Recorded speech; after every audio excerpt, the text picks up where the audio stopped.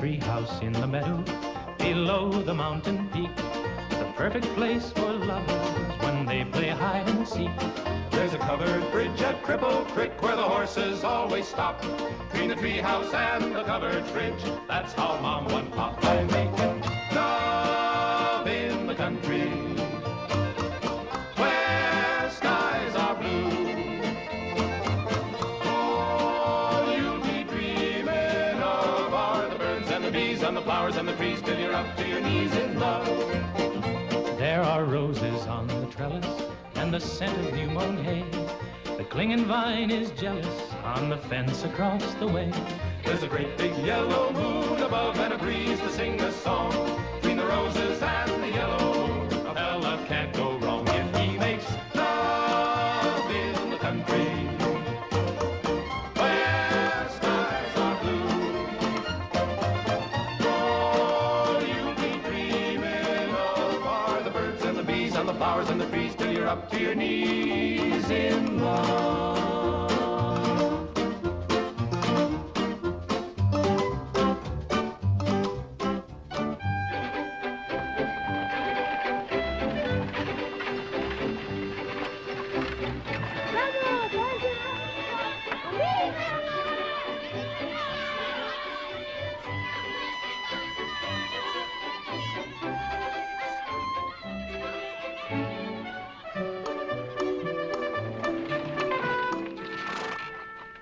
Lord to goodness, not again.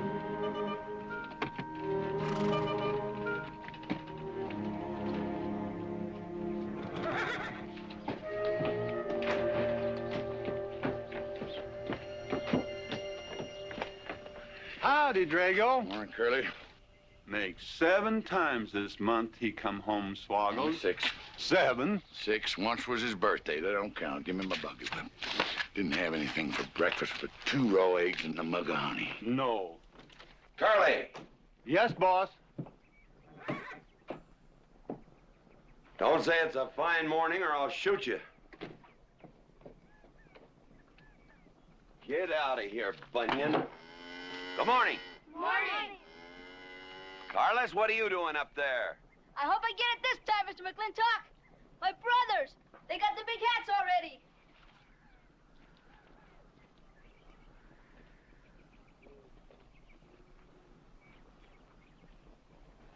All right, let them have at it.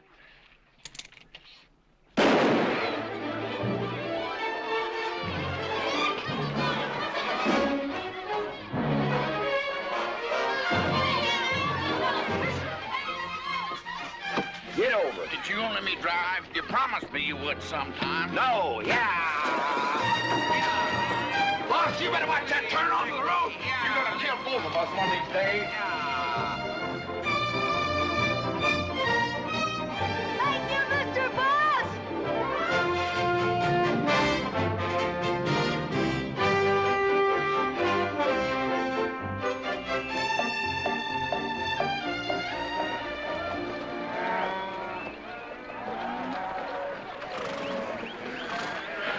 You got cattle in the back, boss.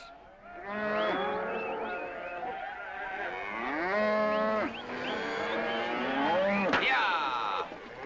Give it up. Yeah.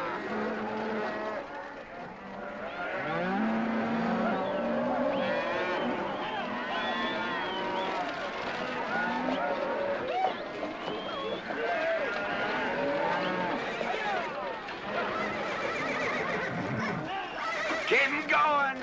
15 cents a pound all the way to Kansas City. Yeah. Yeah.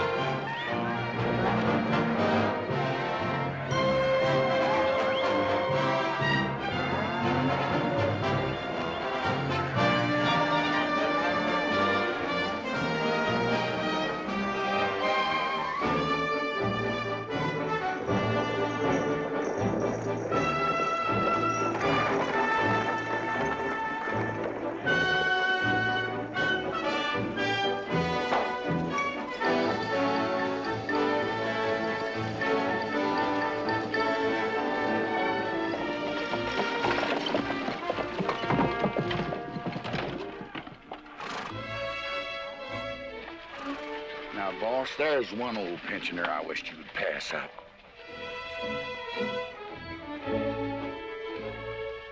Bunny? Yeah. I knew where I'd seen his face before. He's an old timer. He's just been around town a couple of years. Oh, you have no milk of human kindness. Morning, Mr. McLintock. Morning, Bunny. Well, I can see you're in good health. Never felt better. Contrary to what you may hear. Me, my kidneys ain't what they used to be, and my liver's been leaving me bilious. Drago? Yeah.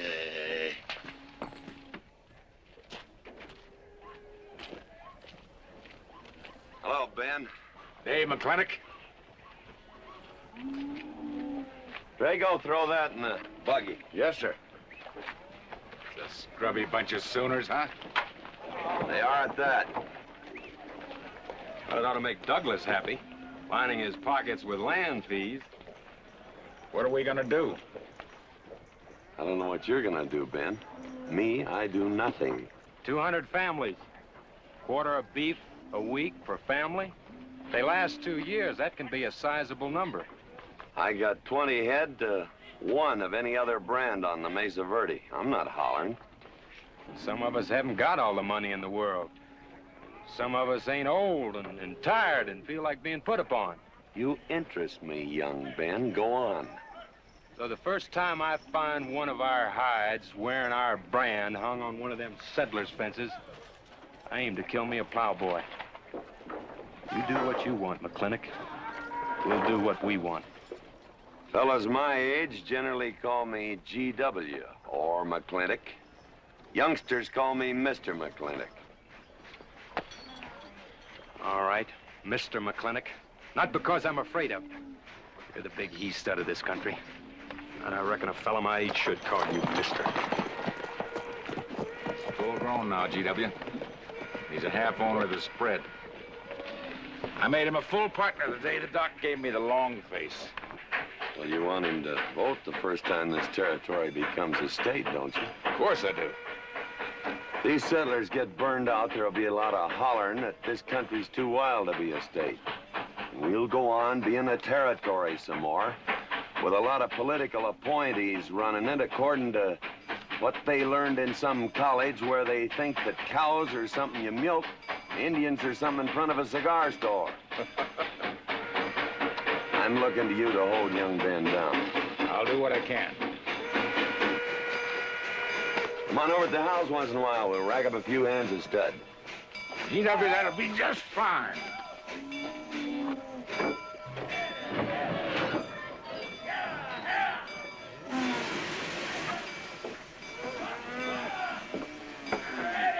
It's a nice morning, ain't it, boss?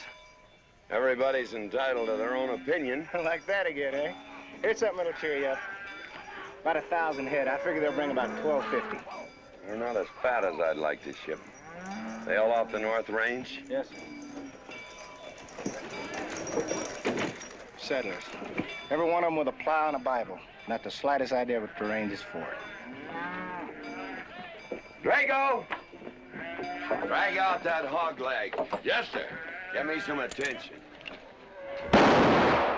Yeah! People! People! People! People!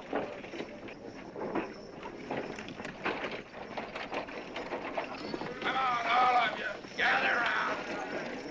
People, come on. Gather around. I'm McLintock. You people plan to homestead and farm the Mesa Verde. Yes, sir. The government give us each 160 acres. The government never gave anybody anything. Some years back, a lot like you came in. You had a pretty good first year, good summer, easy winter. But the next year, the last rain was in February. And by June, even the jackrabbits had sense enough to get off the mesa. Folks, do you know who that is? That's McLintock. George Washington McLintock. I told him that, Douglas. He controls the water rights on 200 square miles of range. You know that lumber you got? It came from his land. Cut by his loggers and milled in his mills. Douglas, I come close to killing you a couple of times when we were younger. Saddens me I didn't. Can you imagine a man who owns all that? Oh, and mines, too. I forgot to mention them. All that. And he's begrudging poor people a measly 160 acres. That right, Mr. McLintock? You begrudge us a little free land? There's no such thing as free land. If you make these homesteads go, you'll have earned every acre of it. But you just can't make them go on the Mesa Verde. God made that country for buffalo. Serves pretty well for cattle. But it hates the plow. And even the government should know that you can't farm 6,000 feet above sea level. Any trouble, Mr. McLintock? No trouble, Jeff.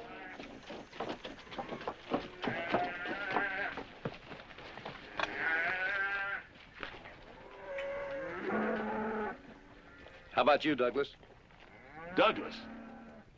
Just plain Douglas, eh? And you call him Mr. McLintock. Why? Well, Douglas, I guess it's because he earned it.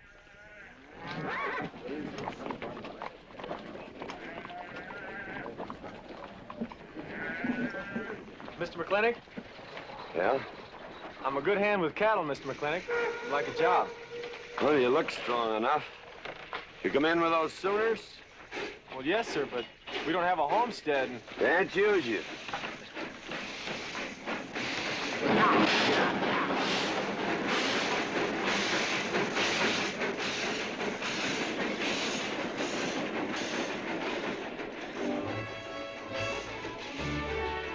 Tough life, ain't it, Sonny?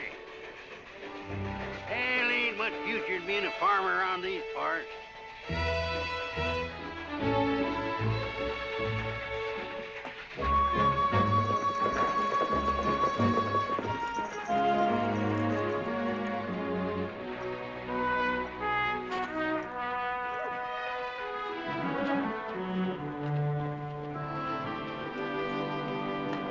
Ladies, this is the finest Chantilly lace available anywhere. Chantilly, Mr. Birnbaum. Well, believe me, it's the best. Oh, excuse me, please. Look around. Take your time. Drago, I got 1,000 Havana cigars and 12 of those hats for you over there. Them 12 big hats ain't gonna last long the way some folks have been dipping into that red eye these days. Uh-oh. Good morning, G.W. Good morning. I stole some stick candy. Please, help yourself. Come on in. Davy, you can forget about saddling up the horse. Come in here. Problem? Yes. Well, if I were blacks, I'd move Queen's Bishop to King 4. Yeah, you might be right. You know, I was just starting to work this out when the letter came. Letter? It was... What happened? Don't you want me... Morning, Mr. McLintock. Morning, Davy. You being here saved me a trip. Oh, that hat and suit of clothes you picked out for my birthday? Well, instead of this cowboy hat, I'd like to have this one. If it's, all right with you, sir. Oh, it's all right with me, Davy. Of course, that looks like the kind of a hat a fella'd wear down Main Street to start a fight. Oh, I don't need a city hat for that.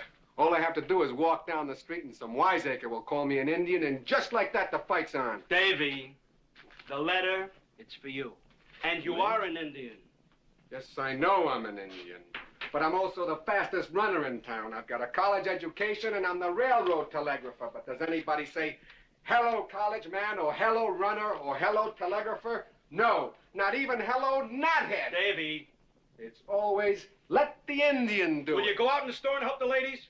All right. I'm also bookkeeper, part-time clerk. Always let the Indian do it. The lady brought that out here this morning, asked for it to be taken out to the home ranch for you. Handsome lady, kind of tall with red hair. Called me Mr. Birnbaum, just as if she'd never seen me before, and as if that veil that covered her face would keep me from recognizing her.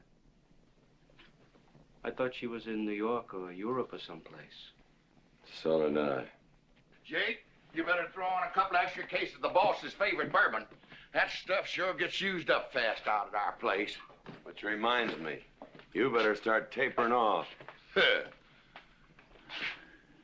Catherine's in town. Katie?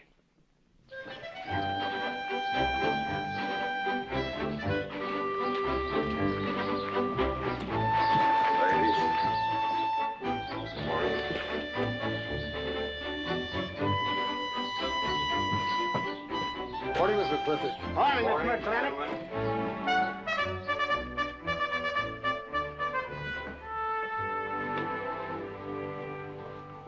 Good morning. Hello, Morning, Mac. Mac, darling. Fauntleroy, Morning, GW. what are you doing in here? Why aren't you out at the desk? Helping out the bartender. Yeah, I see a busy day. Give me the key to room 17. What? 17, and don't advertise it. Here they come, Mr. McLintock.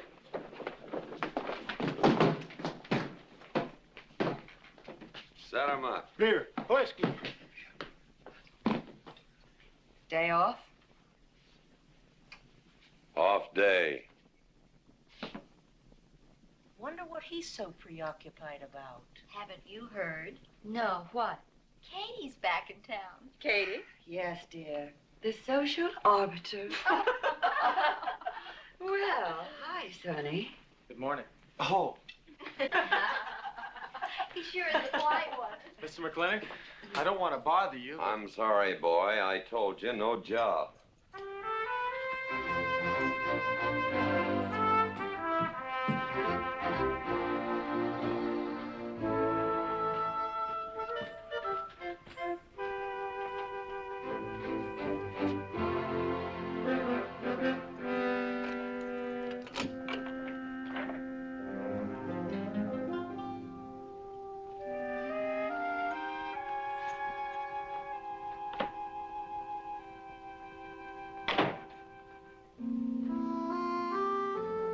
Catherine? George Washington McLintock.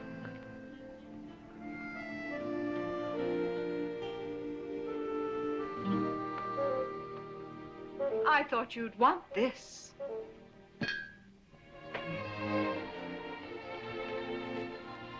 First dig of the spur. But who am I to upset your plans? Don't you feel kind of silly? I never feel silly. It's because you have no sense of humor. Why couldn't we sit down in the hotel dining room and talk about whatever it is you want to talk about? Or why couldn't you just come over to the house? And have everybody know that we're meeting. Everybody knows, and what's the difference? We're married. That is something I should like to change.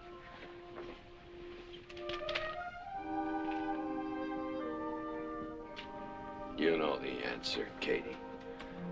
That isn't why you sent for me. Let's get to the rat killing. That's just the kind of remark that's always endeared you to me. Let us open the discussion. Very well. Our daughter is coming home in a few days. Rather, she's coming here. It was just a slip of the tongue that made me refer to this ugly hamlet as home. Our daughter. Is it so hard to say her name? It's Becky. Rebecca! I hate that name. Anyway, she's coming home. And I hope to persuade you to let her live with me. Part of the time in the capital, part of the time in New York, and, of course, Newport during the season. You're whistling in the wind, Katie. If she stays here, she'll become just as crude and as vulgar as all of this country. And if she goes your way, she'll be all show and no stay.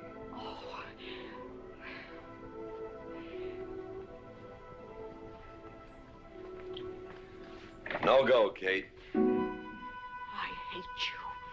Oh, how I hate you. Half the people in the world are women. Why does it have to be you that stirs me? Animal. That's the story. I saw your picture in the paper at the governor's ball. You were dancing with the governor. But at least he's a gentleman. I doubt that. You have to be a man first before you're a gentleman. He misses on both counts.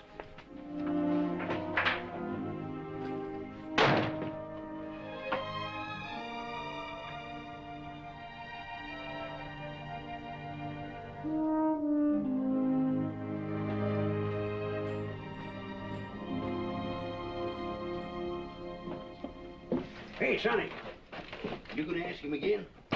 Nope. Hey, boy, you got a pocket of pride. You got a bag. You better listen to an expert, Sonny. I'm telling you, you got to grovel. Human nature gets him every time. Mister, leave me alone. Everybody does it one way or another.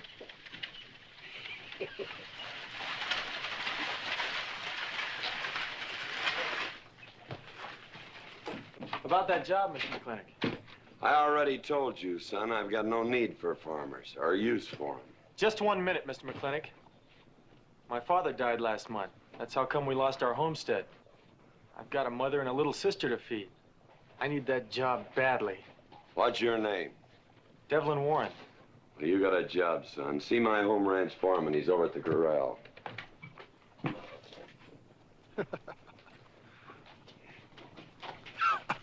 Step down off of that carriage, mister.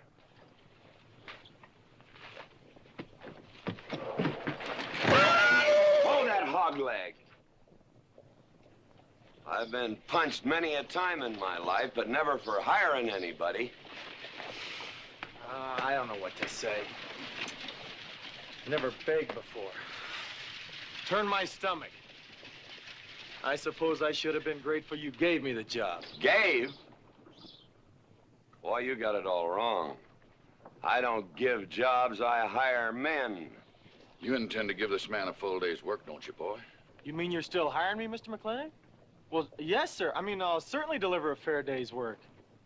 For that, I'll pay you a fair day's wage.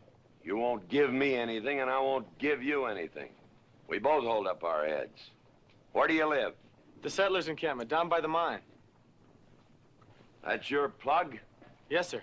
Well, hop on him, and we'll go get your gear.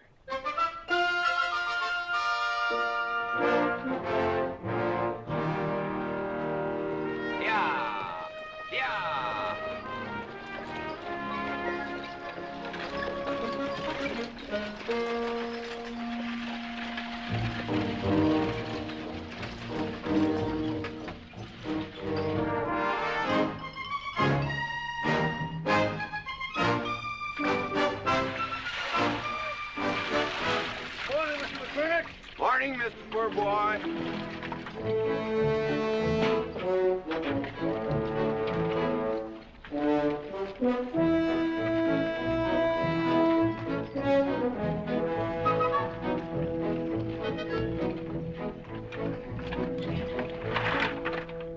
I'm sure that all you fine people are interested in knowing just what portion of this new land will be your new home.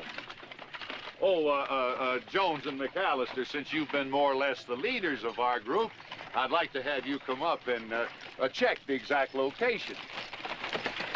Won't be a minute, sir.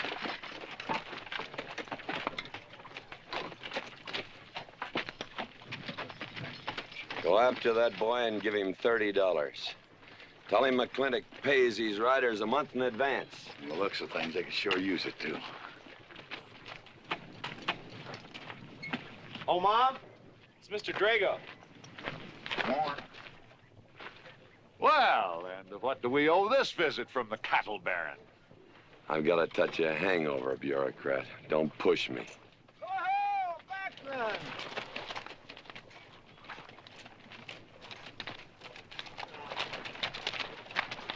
Say, those are Indians. Are there Indians in this homestead land? Friendly Indians, my boy. Oh-ho, Macklin! Oh, running buffalo! Oh, Macklin! Long time we don't get drunk together. And it's gonna be a lot longer time, because it's against the law and you're with the sheriff. And if I got my hands full, they came into town to meet the train. The old Indian chiefs are coming home. I heard they'd been pardoned. They don't know when it's arriving, this week, next week, or next month. So in the meantime, I've got to do something with them. Could I cut out a couple of head of your steers to feed them? Otherwise, some of these settlers' milk cows are going to disappear. That's right, Macklin. Cut out whatever you need. Sheriff, are you going to camp these savages with all these settlers? You're asking for trouble. Mr. Douglas, I already have plenty of trouble. Please stay off my back. Running Buffalo, bring your people over to the clay slide. Go. Hello, Mr. Macklin. Tiny Mouse, it's nice to see you. You wouldn't believe it now, but 20 years ago, she was a mighty handsome maid. 20 years ago, you thought so too, Mr. Douglas.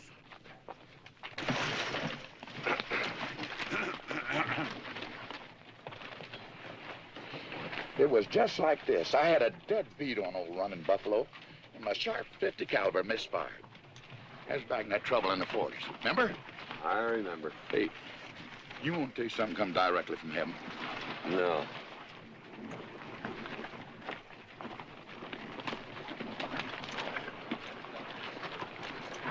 Where'd you get this? That boy's mama baked them.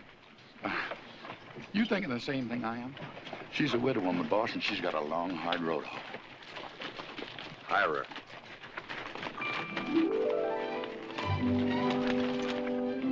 I always said you had a heap of sense. Mr. McLintock, this is my mother. Your mother? And my sister. Pleased to meet you, Mr. McLintock.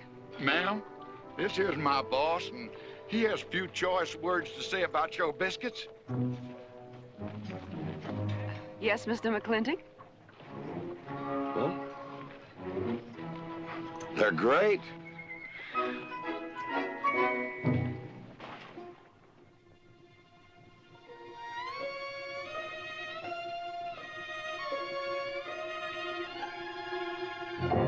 Well, you old Ken-knees reprobate, how about it? Fire me? I'd kill myself. I'm not talking about firing you, I'm retiring you. You've been rustling food for us for 30 years. We're gonna put you out to pasture. All you'll have to do is give advice. Be one of the family. I'd kill myself. I may save you the trouble. But, Ching, you kill yourself, I'll cut off your pigtail, and you ain't never gonna get to heaven. I'll be one of our family. I give you my solemn word. Pretty clumsy family. Drink too much, get in fights, yell all the time. Cut off his pigtail. All right, I'll be one of our family. Giúp lấy đó. Phải giúp lấy đó. Giúp lấy đó, hai. Cảm ơn.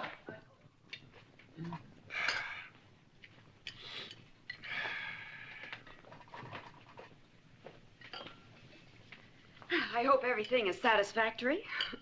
This is such a big house, it'll take me a while to get used to things. Now, please don't hesitate to tell me if anything is wrong. No bird's nest soup. Otherwise, just fine. Everything out nicely. Who's Finally, having it, fine. ma'am?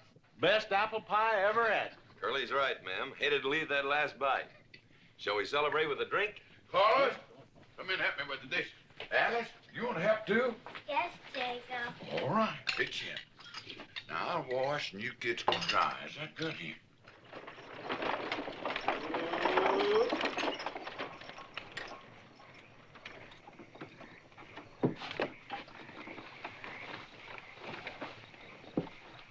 Don't seem possible one woman could use all them clothes.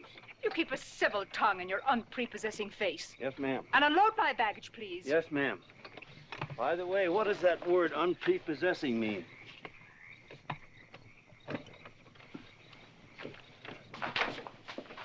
Miss McLintock. Oh, hello, Carlos.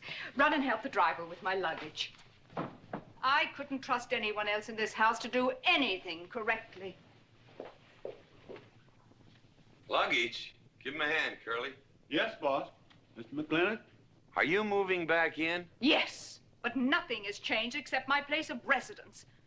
And I'd be willing to put up with savages rather than be denied the company of my daughter. And I'm proving that by moving in here. Mr. McLintock, since it's my first day, would you excuse me if I, Go ahead.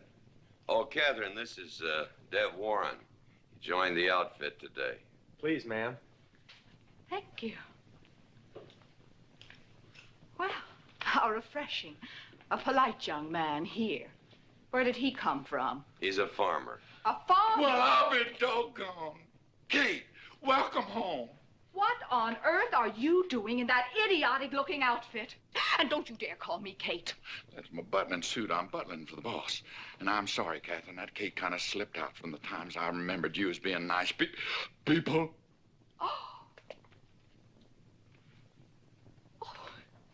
Are you going to stand there with that stupid look on your face while the hired help insults your wife?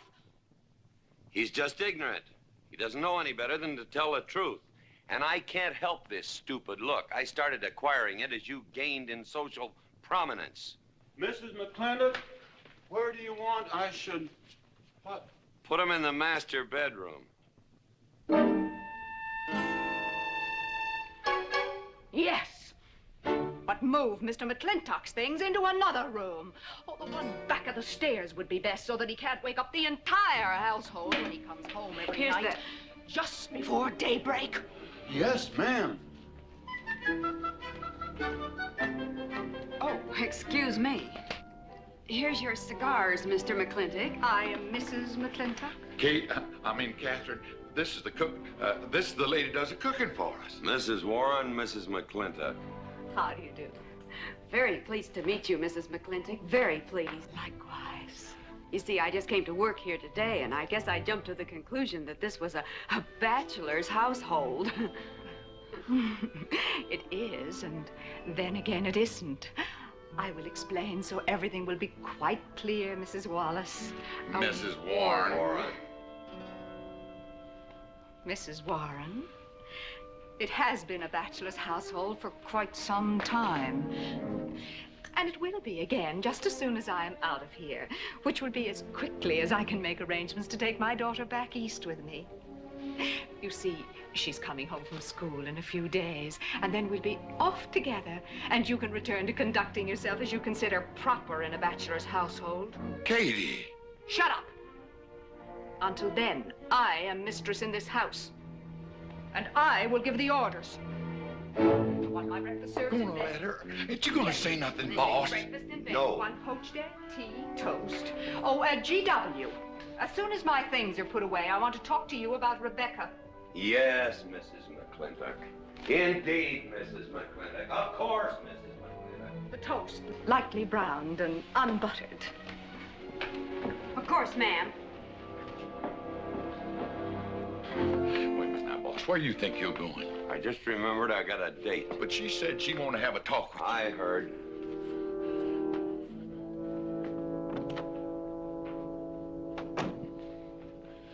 Good evening, Lem. Good evening, Mr. Mack. Yep. Say, Mr. Mack, what does unprepossessing mean? I was called that once, Lem. Looked it up in the dictionary. It's best you don't know what it means. Uh-huh. Thank you. You're up.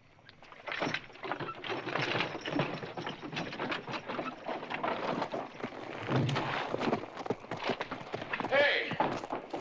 What am I gonna tell her when she asks where you went? When in doubt, tell the truth. She wouldn't expect that from you anyway. Where's Mr. McLintock going? There he goes, burning his last bridge. You see a yellow streak about a foot wide running up down his backbone. Well, Mr. McLintock? He ain't afraid of nothing. I once thought that.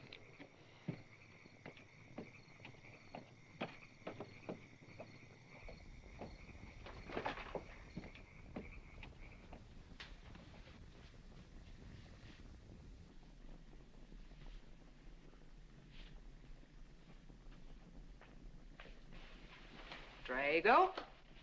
Yes, ma'am. Was that, He took off, lit out. I told him I wanted to talk to him. Yes, ma'am, I was standing right over here when you said it, and I was standing right out there on those front steps when he walked up to a horse, grabbed a hunk of mane, stepped up on him, and sunk spur. Where did he go? Last time I saw him, he's going east, but you know him, he's liable to go north, south, or west. Get me a carriage. Yes, ma'am, but But what?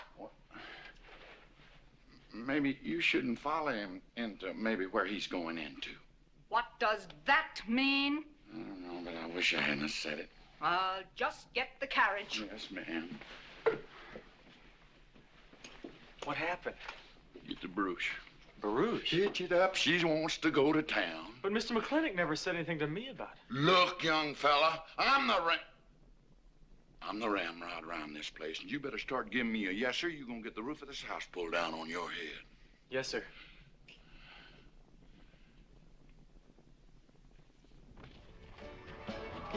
Hello, lady. Hi, Mr. McLintock. New broom, eh? Sweep clean. Hello, Bunny. How is everything? Oh, fine, fine, Mr. McLintock. I'll get you next time.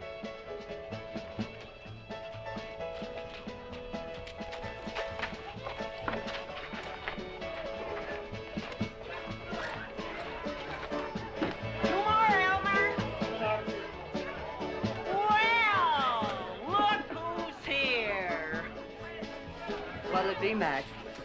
Same as usual? Ladies. Evening, GW. Jake? Wrong move. What? Chess problem. Queen's in danger.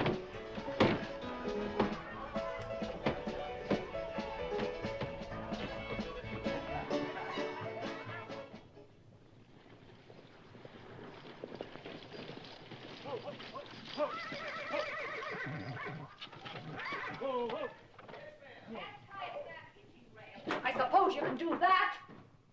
Camille, you're on your own. Mr. McLintock?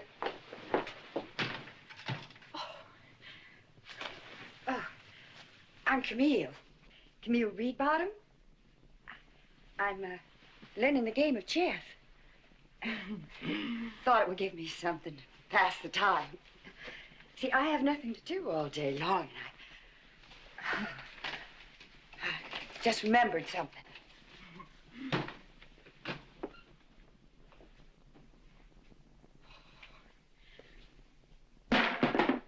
Catherine, I didn't hear you come in.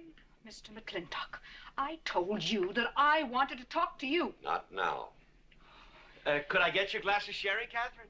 Oh, thank you, Mr. Birnbaum. I could use one.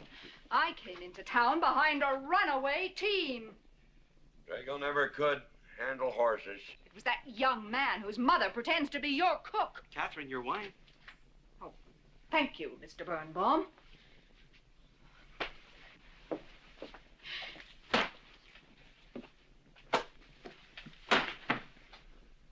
Now, Mr. McLintock, we have an awful lot to talk over. First thing I learned about Indian fighting was to wait for daylight.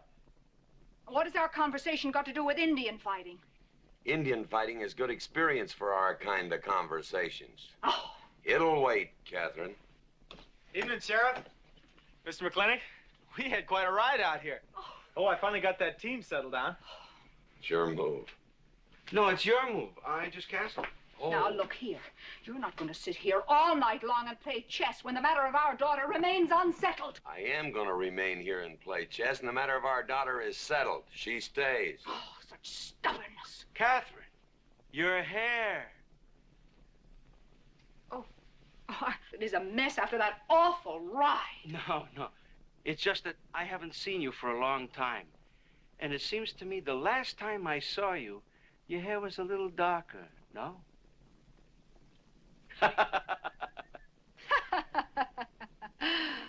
It's a funny thing that tricks a man's memory will play, huh? Mr. Birnbaum, I think that you've completely lost your mind. You have done something to your hair. I have not. If I had, it'd be none of your business. I'm certainly not going to put myself in the place of those blondine trollops that you seem to prefer. Take it. Huh? Oh. Fill it. Oh.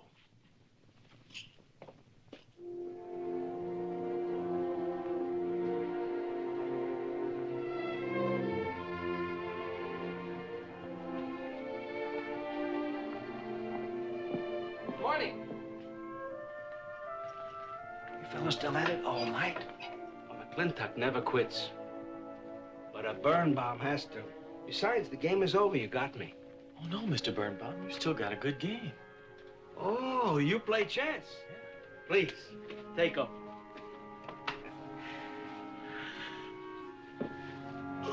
Pretty good. Fair? Well, looks like I won't have to come into town always to get a game. Remember, I'm a bad loser. It's your move. Yes, sir.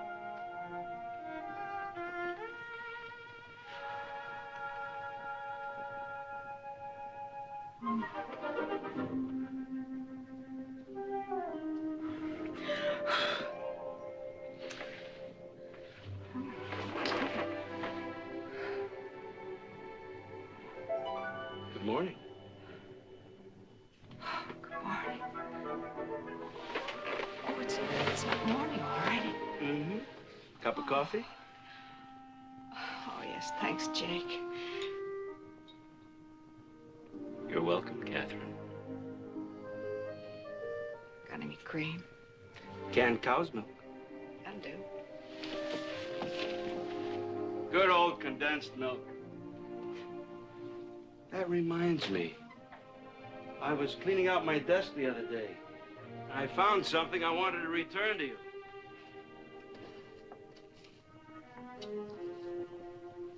Here it is.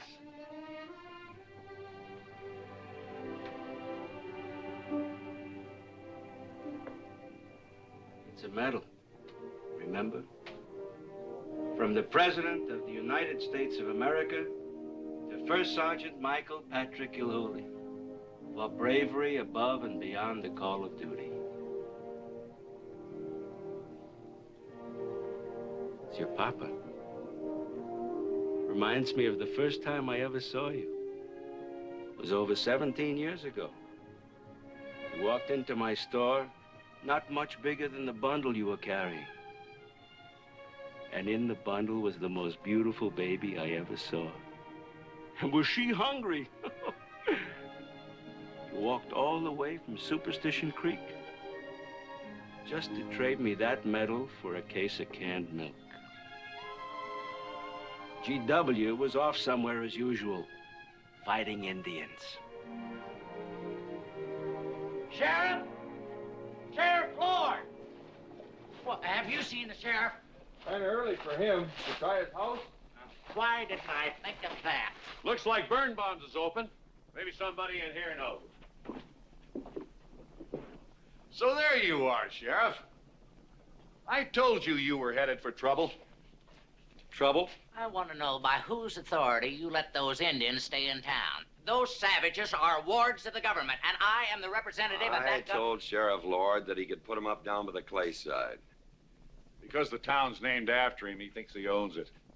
Well, you check the books in the recorder's office, and you'll find I do own a fair piece of it.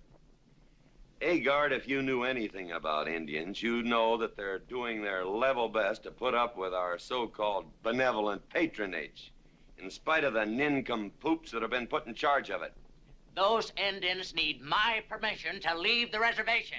Those chiefs have been giving orders all their lives. It's pretty hard for them to understand that they have to hold up their hand like a schoolboy in a classroom.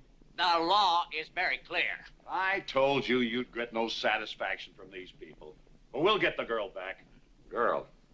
The girl the Indians kidnapped. But don't worry. I armed the settlers and set them to rounding up those red devils. What is this about a girl? Millie Jones, one of the settlers' daughters. The Indians kidnapped her. That's ridiculous.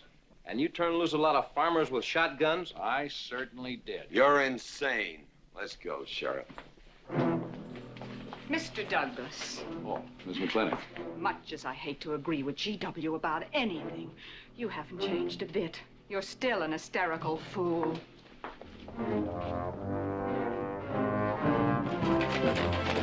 Come into town, I got worried. What about? Thought maybe Katie shot you. Not yet, Drago, but it took restraint. Wait a minute. You better take Agard along. Not that he'll be much help. Drago, put him on a horse. Just a minute. Well, I'll drive. Yes, sir. Agard, what are you doing? Agard, this is serious. Stay with him, Agard. Stay with him. Agar, will you stop showing off and get in this buggy? Mercy. Mercy. That horse is a little green.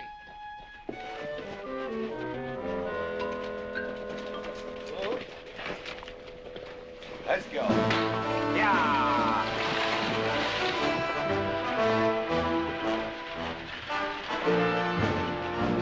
Just where do you think you're going? Don't use that range, boss. Tone of voice with me.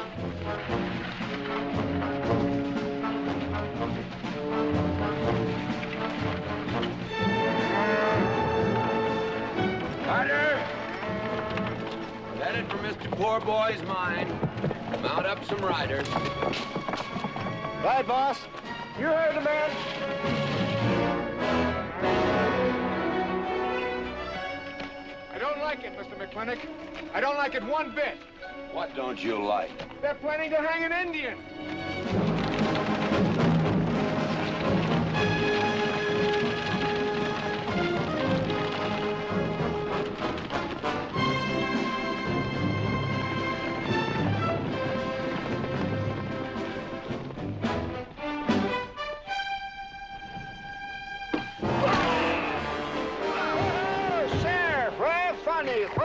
whiskey.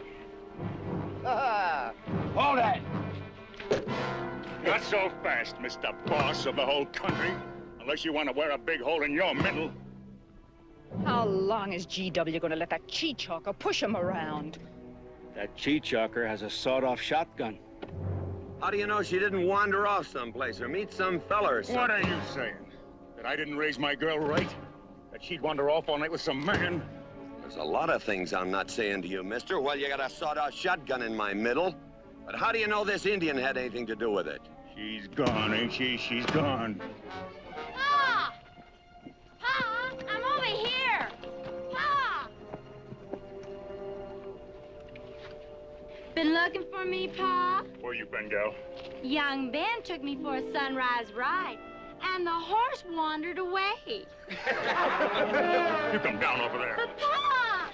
She's telling the truth, Mr. McLintock. We wasn't doing nothing. Well, that's not important right now. The important thing is that you don't draw that hog leg, or this will be worse than Dodge City on Saturday night. You get on, back to the wagon. I'll tend to you later. Now for this young whippersnapper. Now, no harm has been done. And young Ben here is one of the nicest boys in the territory, so just put down that shotgun and I'll let's teach forget him to fool with Mike. Now, we'll all calm down. Boss, he's just a little excited. I know. I'm going to use good judgment. I haven't lost my temper in 40 years. But, Pilgrim, you caused a lot of trouble this morning. Might have got somebody killed. And somebody ought to belt you in the mouth. But I won't. I won't. The hell I won't.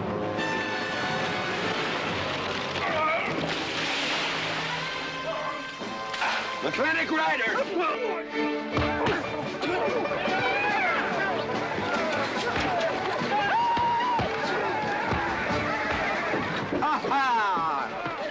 Oh, Markland! Hey, Buster! Remember me?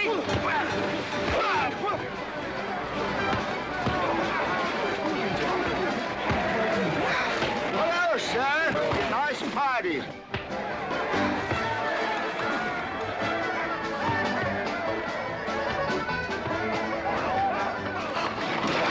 Do you think you oughta? I ought to what?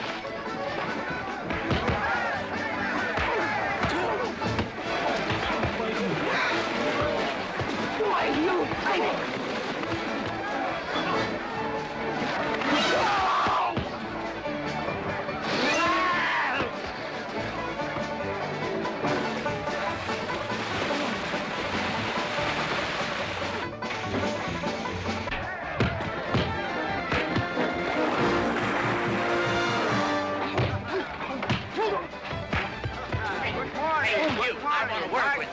Hey, just a minute. What do you do? My glasses. Hey, now stop this or you'll be sorry.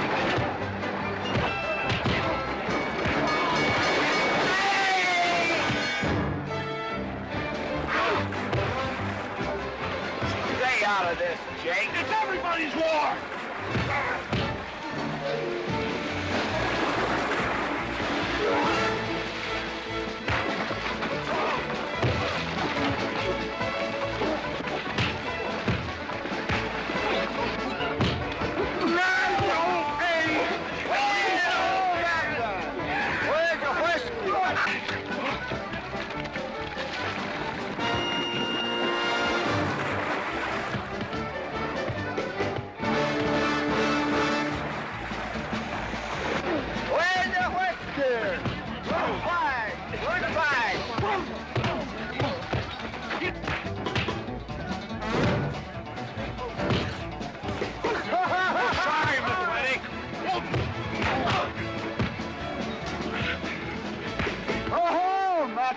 Thanks. Ha-ha! It's very funny. Yeah, very funny.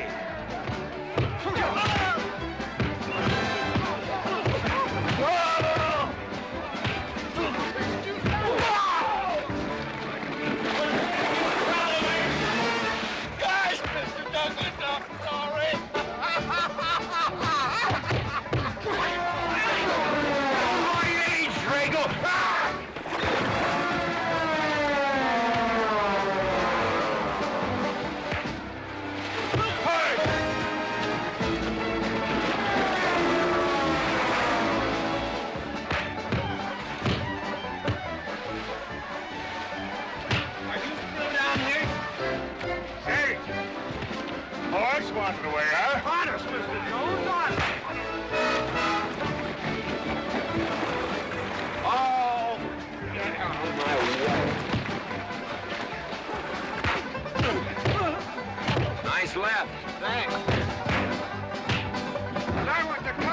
this, you don't need college. You're not getting me down there.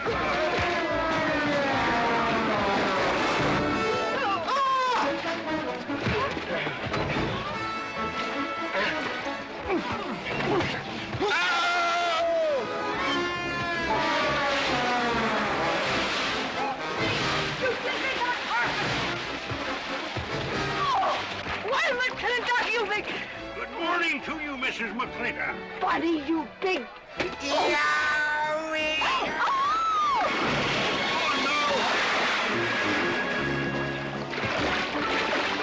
G.W. McLintock, you big bacon clumsy. Well, it's pretty hard to control yourself.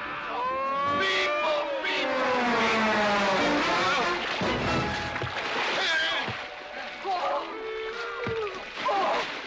Oh, Macklin! Oh, Macklin! What party? No whiskey. We go home.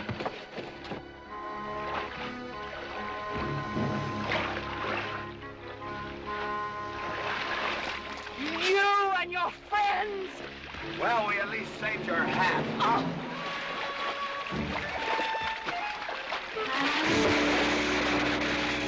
Where is everybody?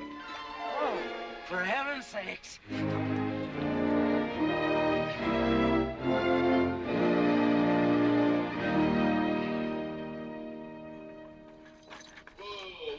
Drago, will you never learn how to handle a team? Yes, ma'am, I'll sure try. I'll tell you that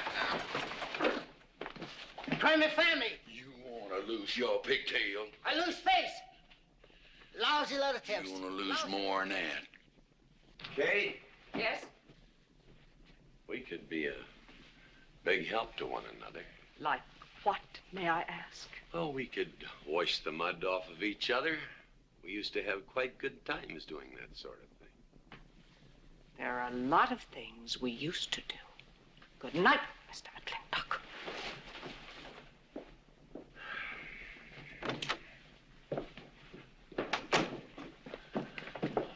Any luck? What are you talking about? I mean, divorce. She still want it? Yeah. You know something? Women are funny. She fought like a wildcat on your side out there this afternoon. Come home, she slams the door in your face. That divorce business, is that what you get when you pay a woman not to live with you? That's about it. Some women I've known it'd be worth it. You know, if we had any moral character, we wouldn't be standing here covered with mud drinking when we should be washing. G.W. Drago.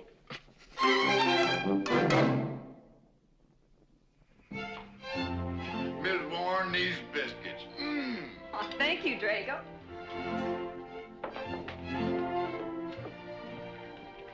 Good morning, Mrs. Warren. Good morning, Mr. McLintock.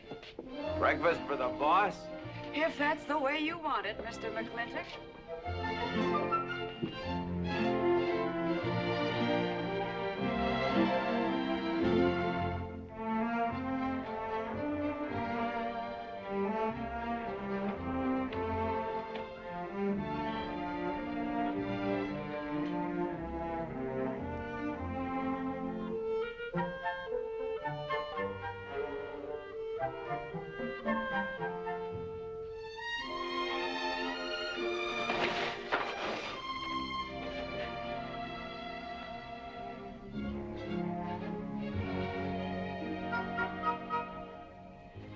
One poached egg, tea, toast, lightly browned, and Why, Mrs. McLintock, you have a black eye. I do.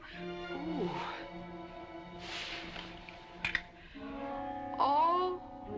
Oh, and Becky's coming home today. And that's not all. There's a little something we'd better get settled. There are no men listening now, so we can be ourselves. Oh, sure, I let you get away with all that guff the other night. But now that we're alone... When I want the opinion of the hired help, I'll ask for it. You know, you could wind up with 2 black eyes. What? Oh, I realize you had to put on that big act. We always have to just before we get ready to forgive them. Generally for something they haven't done. But you and I both know that's just to keep them from getting the idea they run things. McLintock give you that black eye? No. Nobody gave it to me. I won it.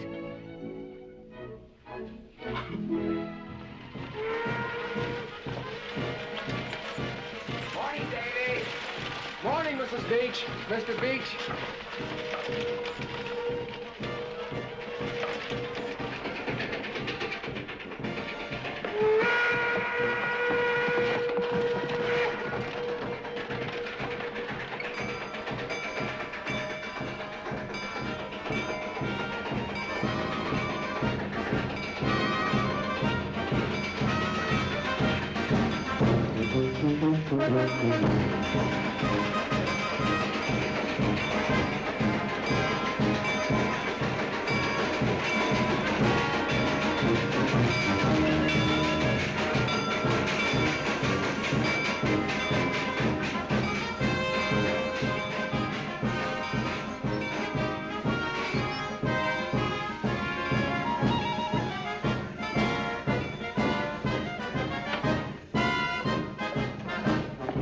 Why, Miss Becky, welcome home.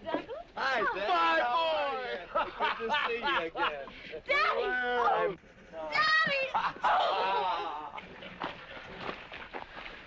It's been 2 long years. I guess I'm gonna have to stop calling you Tomboy. Oh, Becky. Mama! Oh, darling. I wasn't sure you'd be here. Oh, I've been here a few days. Oh, Becky, I bought you 3 of the most beautiful dresses. Uncle Drago! Oh! Did you bring your old uncle a coming home present? Sure did. What is it? A mustache cup. And what did you get me? Prettiest Palomino pony that ever packed a saddle. Broke the stand, drowned, tie, and the counter. Oh! Uncle Jake! Oh! What are you doing with Mr. Douglas's tuba? Oh, Mr. Douglas has had a little accident. Here, I brought you a whole shipment of licorice sticks. But now that I've seen how much you've grown, I think we better exchange them for a couple of bolts of dress goods, huh? Thank you. Oh, the mayor was going to be here, but he had to go to the territorial capital on a horse theft matter. But I'm going to give his speech. Oh, and don't worry about the mayor. I'm sure that he can find a bill of sale for the horse.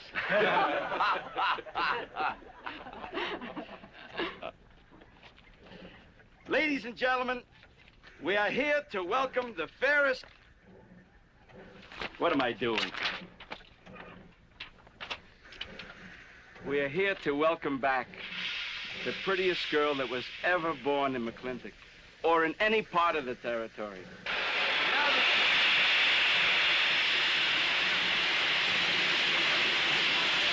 Hey, Davy! Yeah? I got something for you. Yardmaster up at the junction told me to let him ride, so I locked him in here. I've had my scalp a long time, and I aim to keep it.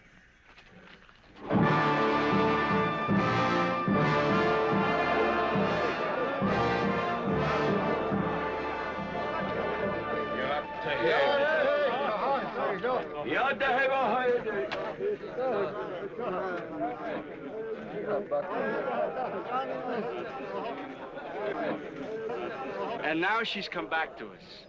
Gone are the pigtails, but the freckles are still on the prettiest face that was ever born in McLintock.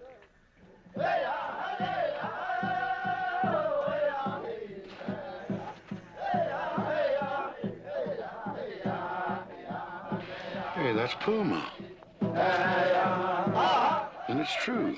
The government did turn them loose. Good old Puma.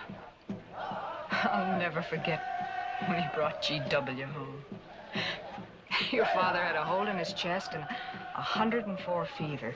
Of course, they weren't very mannerly about it. He came past the house at a high lope and threw him on the doorstep. And you do remember them good old days, don't you, Katie? Catherine.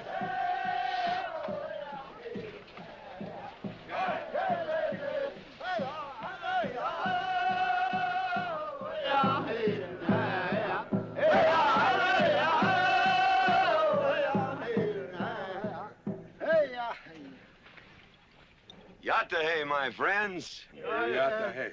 Puma, honored enemy. Does big McLintock forget? Also blood brother. No, I'll never forget that. All wound. Does it hurt still? I feel it when it comes on to rain. An inch higher and I wouldn't have had to worry. Our big McLintock, that was remembered fire. We return with news. Our people have more trouble. You see, I learned good English now, big McLintock. Learned in white man's jail. But we would have you talk our course at government hearing. I understand that Governor Humphreys is going to preside at that meeting. Yes, Puma, I'll translate your wishes. Mr. McLintock, could I impose upon you to use your Comanche to tell these Puma chiefs... is chief of the Comanches, and he speaks English very well. Oh, well, your people will have to follow my instructions to the letter. It is the law of the land. Well, now, just a minute. Well, for heaven's sakes.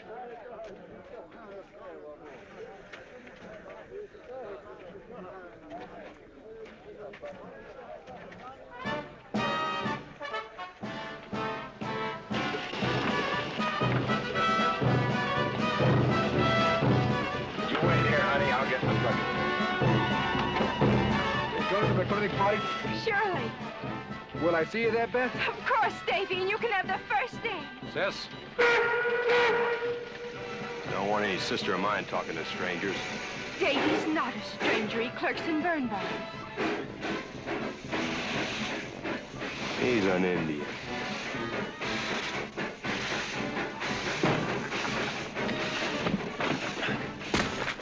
Darn you, Drago! Now look what you've done. Baby, this is Devlin Warren. He works for your papa. Dev, this is Miss Becky McLintock. Those are my things. Yes, ma'am. Oh, I'd have known you anywhere, Miss Becky. What do you mean? Oh, I mean, you look so much like your mother. Well, even prettier. Oh, Mr. Warren. Mother's much prettier than I am. Many a fight started with words like that. Come on, get in the boat. Hello, Ching. We got jelly pie for dinner. Oh. I'm not cooking. No, he's not. Junior! Yes, Miss Becky. You remember Junior Douglas, Mama? Oh, of course. How's college? Valedictorian, 95. Oh, congratulations. Oh, Mr. and Mrs. Douglas, we will see you at the party, of course. Oh, delighted. Well, it'll be pretty hard to keep young men away. Yes, sir. Drago? Yes, boss. Bag it's all loaded. G.W. You remember young Junior? Oh, yes. Like father, like son. Mr. McLintock, I hope you don't think I'm being presumptuous in asking for the honor of calling on Miss Rebecca. Well, there she is. Ask her yourself. Thank you, sir. Ching, now I'm going to get fired. Get up out of here. Thank you, sir. Thank you. How do you know me, man? I'll see you at the party, Junior! Yeah. Yeah. Yeah, what? Like father, like son. What did he mean, Matthew? Come on, Ching. Grab a root and growl. Well,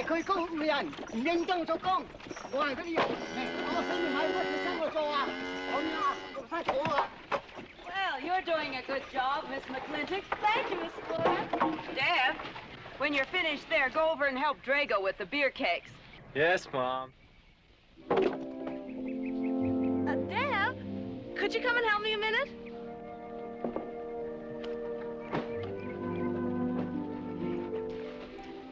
I certainly was surprised to hear you went to college. Why? I don't know. Junior says Purdue's a good college for a backwater place like Indiana. Well, he did indeed. Oh, could you do this? I can't reach it. Why didn't you finish college?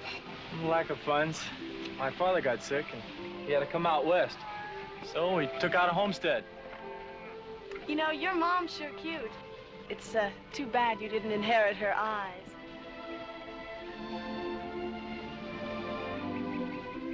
Well, you'd been lucky if you'd inherited a few things from your father.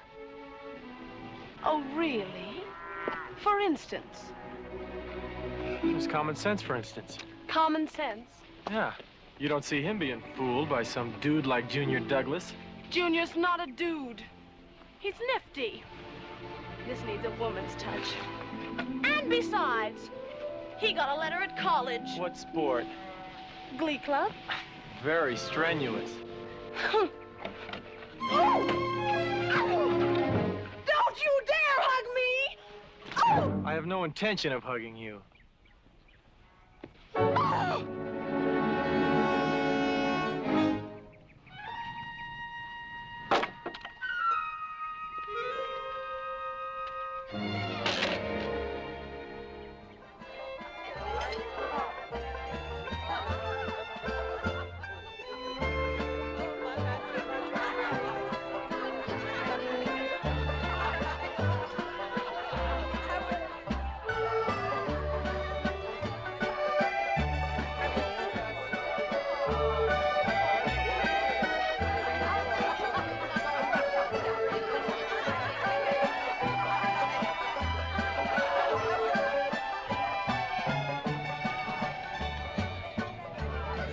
Ladies all look lovely, Catherine. You know, this is a real fine party. Oh, thank you, Ben. Of course, we had to invite everybody. Just everybody. Sorry, GW, but this one's mine. Well, thank you, Mrs. Warren. I guess I'll have to be a good host in my own home. Well, the next one's yours, Mr. McLintock. Thank you.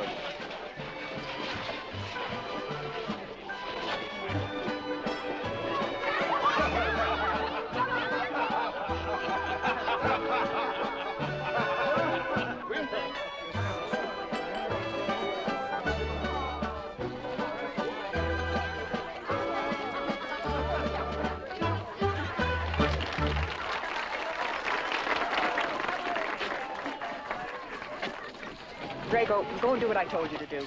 Oh, Katie. Catherine, and do as you're told. Oh, Drago, do this. Drago, do that. Yeah! People, people, people. This Douglas feller. Drago! Yes, ma'am. Matt Douglas, Jr. is going to bring you folks some of the latest terpsichorean dance steps, brand new, brought by him directly from New York City. All right, Mr. Fiddler.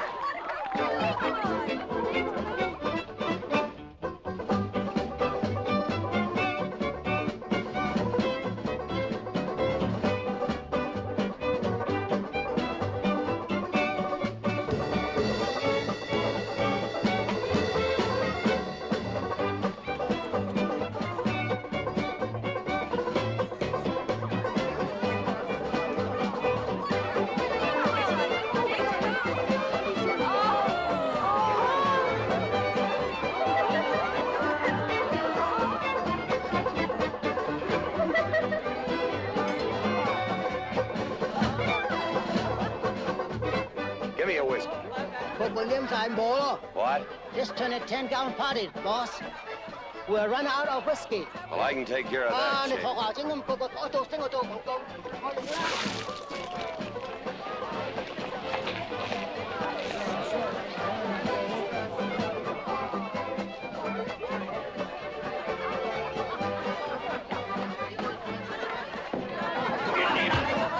Indian.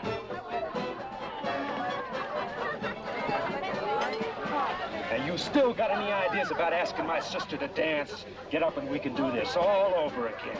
Yes! That's enough. You fought it. It's all over. Quit butting in, Birnbaum. He's a hired man, not your son. Look, you fought him fair and square.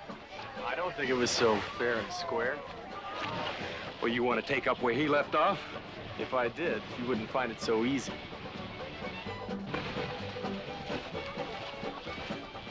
Now we've had enough of this. Well, when are you going to quit walking away? Just as soon as we're out of sight of the party. The lesson I learned back home, don't fight in front of women. Well, we're out of sight now. So we are.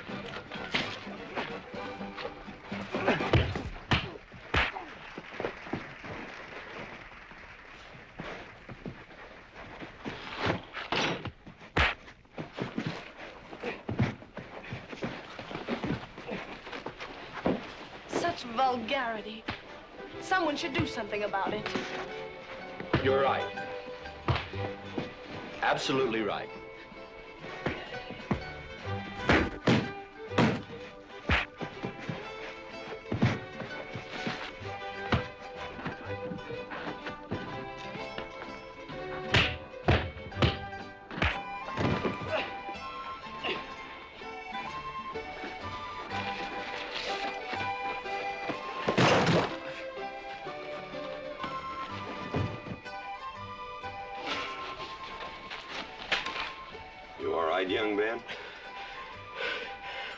Mr. McLintock.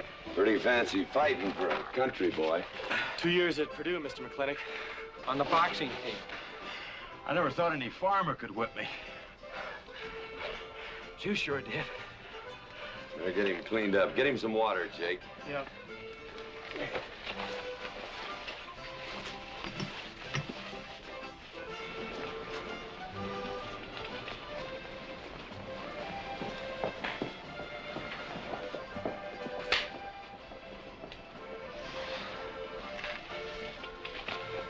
Get yourself cleaned up. Go ask that girl for a dance. Who? Oh! Did I miss one? Oh. Where is he? I'll find him, that young whippersnapper. Trouble. Where is that farmer boy? Where is he? Where is he, G.W.? Oh, so you're the young farmer boy that whipped my nephew. Well, I'm Fauntleroy Sage, young Ben's uncle. Well, I'm no farmer, but if you're young Ben's uncle, yes, I whipped him. And you're intruding. What's intruding mean? Butting in. Oh, so he's insulting me. Well, then I got another reason for walloping him. Besides, on account of him thrashing my nephew, young Ben. Fauntleroy, you can't get mixed up in these youngsters' quarrel. Family honor. I can't have said a farmer whipped a sage. You're twice his size. Don't let that bother you, Mr. McLintock. Mr. Fauntleroy insists. I'll just have to teach him the same lesson.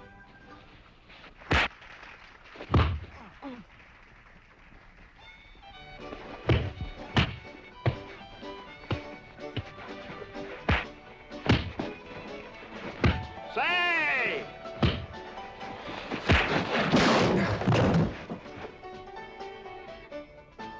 Sorry, young feller. Hate to have to do that, young fella. No hard feelings. Not yet. Not yet what? I mean, that isn't all. Now, wait a minute. Fauntleroy, we're gonna make this a fair fight. Of course we are. Of course we are, G.W. There'll be none of this. I wouldn't do that, G.W. You wouldn't do... No, I wouldn't do that. And Dev, I don't want you kicking Fauntleroy in the knee.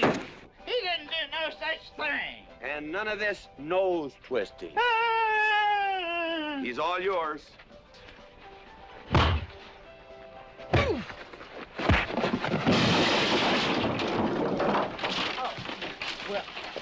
Well, where are my glasses? You all right, young feller? Ouch! I'm all right. This Indian agent will stop stepping all over me. I beg your pardon. G.W.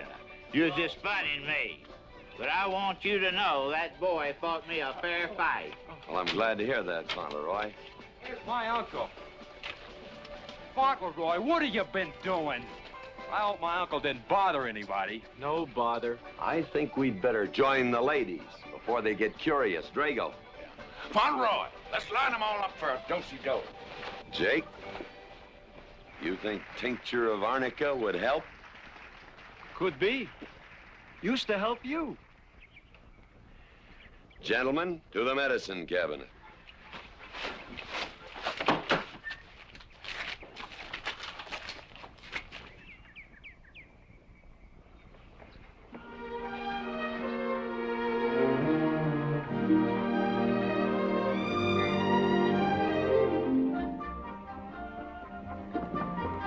Good morning, Drago. Morning, Davy. You seen Daddy?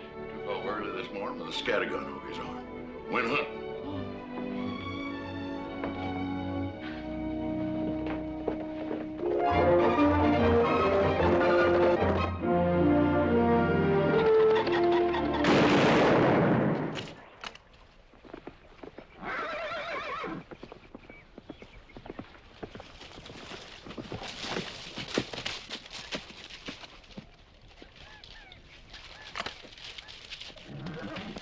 Morning, Daddy. Good afternoon. I'll get you out so early. There's something I have to get straight in my mind. Yeah? What? Mama.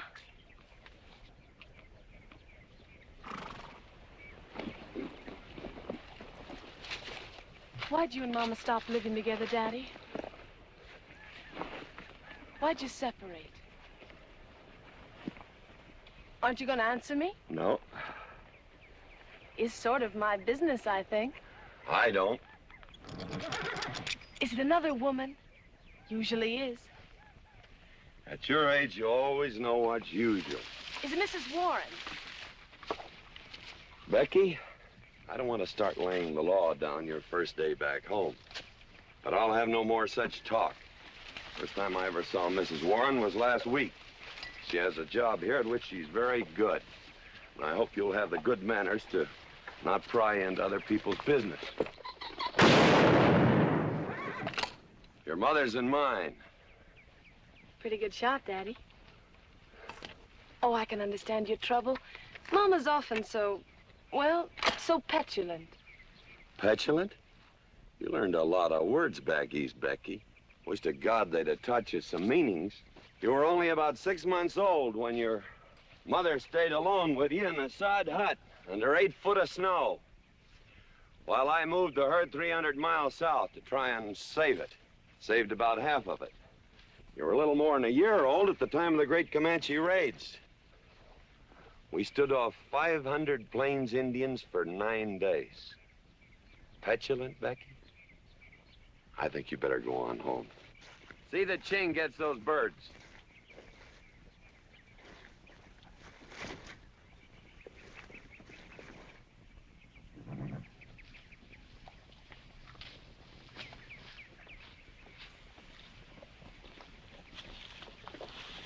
Becky, come here.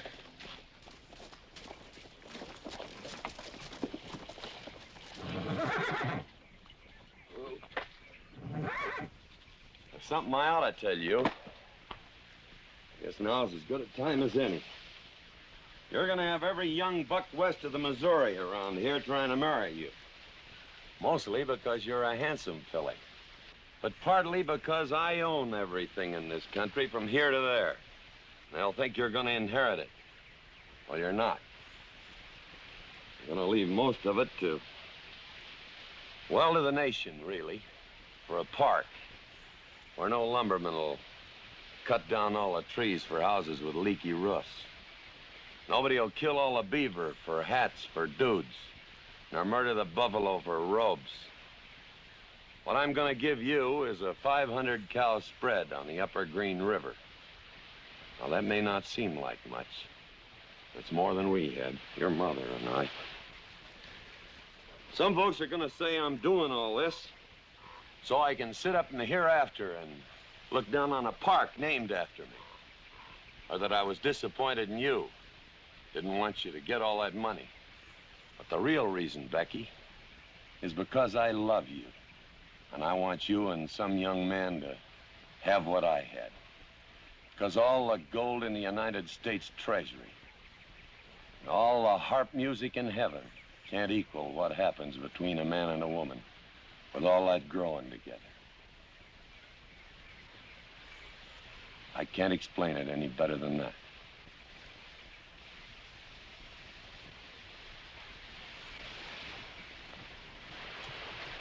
All right, Daddy. Becky.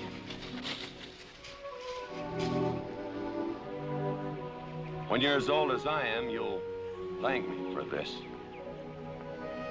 Daddy, I'm full grown. I wasn't worrying about me. I was thinking about you and Mama.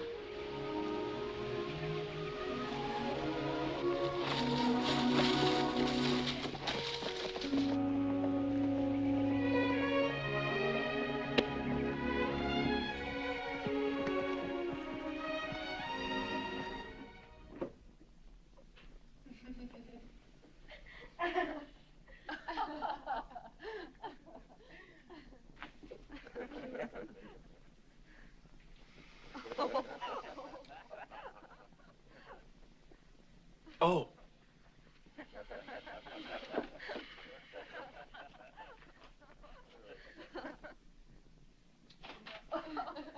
Well, sir, all 3 of them fell right out of the carriage. Well, it's getting rather late, Becky. It's bedtime. Oh, Mother. He brought this. He must have intended to use it. Oh, well. Sing us a song. Well, if you really want me to.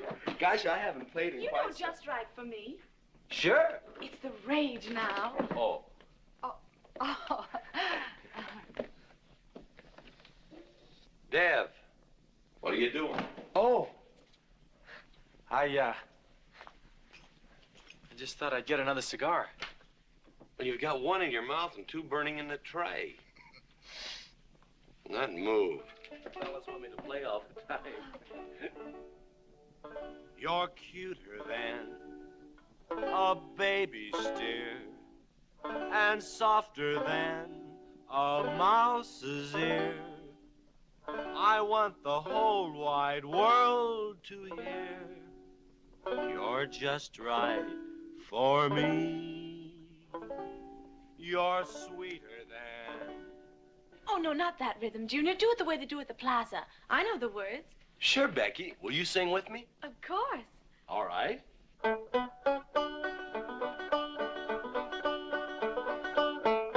I love a man who's witty and smart and clever. It's your move. Oh. Oh, Dev, you're playing like an amateur. Let's call it an evening. I'd like to know where your mind is tonight. You're sweeter than the early spring, or bluebells when they start to Pretty good. ring.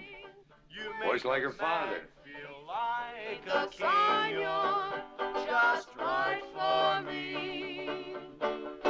Sweeter than honey, finer than wine. I'm sure they found you on that honeysuckle vine. I would melt in your embrace.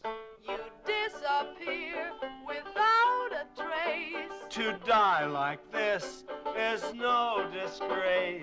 This is the time. This is the place for you. Just Right for me.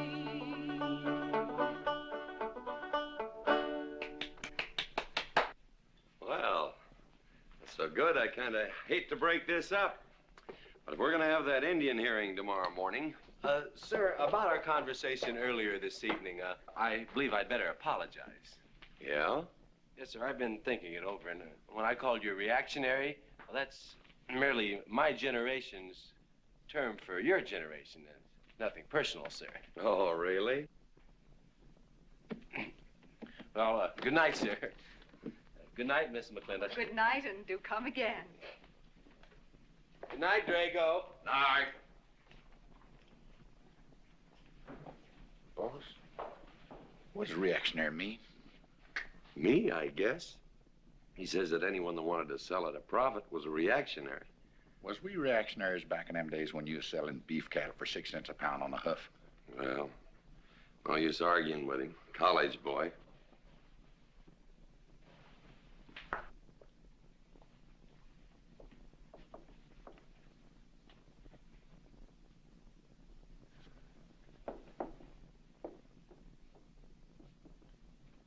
Devlin Warren, if you was my kind of man, you wouldn't let some dude walk off with the prettiest girl west of Denver without putting up some kind of fight. Does it show? Well, what can I do? I'm just one of her father's employees. I'm just a hired hand around here. Every so often, Dev, you spill the strangest ideas. Everybody works for somebody. Me, I work for everybody in these United States that steps into a butcher's shop for a T-bone steak. And you work for me. It's not much difference. Daddy, the most terrible thing just happened. Junior's horse ran away. The one he rented at the livery stable. Tied up a rented horse by the reins. He's probably back in the stall by now. I think we could get Junior something that he can ride. What I'd rather do, Daddy, is drive Junior home in our barouche. It's a lovely evening, and I'm sure Uncle Drago wouldn't mind driving. I would, and I got the kind of manners don't keep me from saying so, just to be polite. I'll drive him home, Mr. McLintock. And you don't have to come, Miss Becky. I'll see that he gets home safely. I can take care of myself. You got yourself a foot, didn't you? Dev, get the carriage. Drago? I'm going with them. Now you got me wrangling dudes.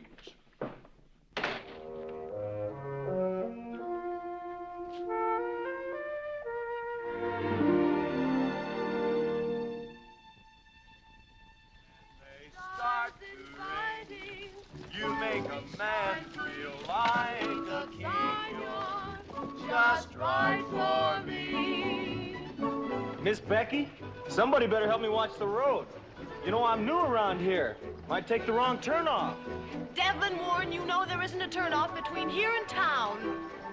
You disappear without a trace. To die like this is no disgrace. This is time. This is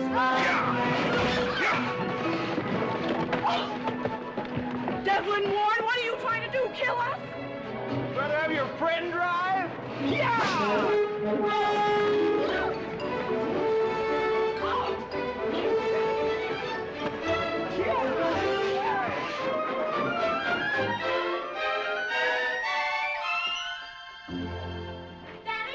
Daddy, I have never been so humiliated in my entire life. I said what I said, and I'll stand by it to the death. Shoot him, Daddy. Shoot him at once. Why? My honor is at stake. Well, now, Your Honor. Absolutely. He impugned my honor. Impugned? What does that mean? Slander. He slandered my honor. He did? I said what I said, and I'll stand by it to the death. He admits it, see? Shoot him. Well, what is he admitting to? Why, he called me a... I won't even repeat the word. I didn't necessarily call you anything, but I said what I said, and I'll stand by it to the death. Well, just for the tally books, what did you say? I said that any girl who would permit a man to kiss her before they're formally engaged is a trollop. He said it again. Shoot him. Now, hold on. No, don't hold on. If you're my father, if you love me, you'll shoot him. Well, I'm your father, and I sure love you. So? Oh, you shot him. You really shot him. Hey! He dies. If he dies, he'll be the first man ever killed with a blank cartridge. We use this to start the races on the 4th. Hey! I'm on fire! Oh, you poor dear. Poor dear? You'd have had me shot in cold blood. But it didn't happen. Yelling I insulted you and all. What you need is a good spanking. Dev! Daddy! Leave me out of this. Well, I think I'll give you what you deserve. You wouldn't dare! Oh, wouldn't I? You'll think next time before you have someone shot. And this kicking and yelling isn't gonna help you. Don't you! Oh, Daddy! Wait a minute! Daddy! Oh, Daddy, help me! Don't! Daddy, I hate you! Mommy! Mommy! Oh, G.W., was that a shot?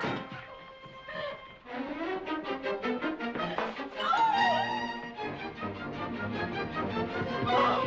Vicky, what happened? He spanked me! You spanked my daughter? Dev. You mean you stood there while that brute beat our daughter? G.W., what's happened to you in the last 2 years? Part of valor, son. Oh, isn't it enough that you've always treated me like a squaw without subjecting dear, sweet Becky to this crude, vulgar way of Catherine, life? you women are always raising hell about one thing when it's something else you're really sore about. Oh. Don't you think it's about time you told me what put the burr under your saddle about me? I don't intend to stand here and hold a midnight conversation with an intoxicated man.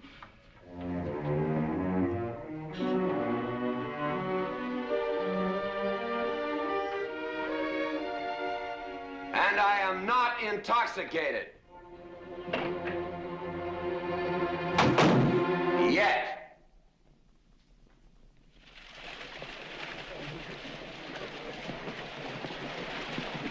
Hello, Governor! Hello, Governor!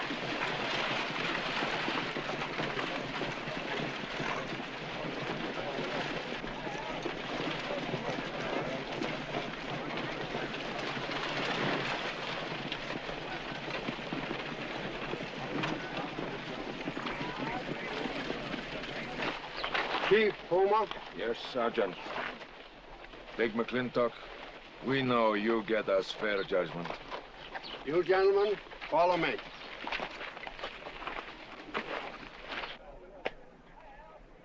Well, Jake? GW?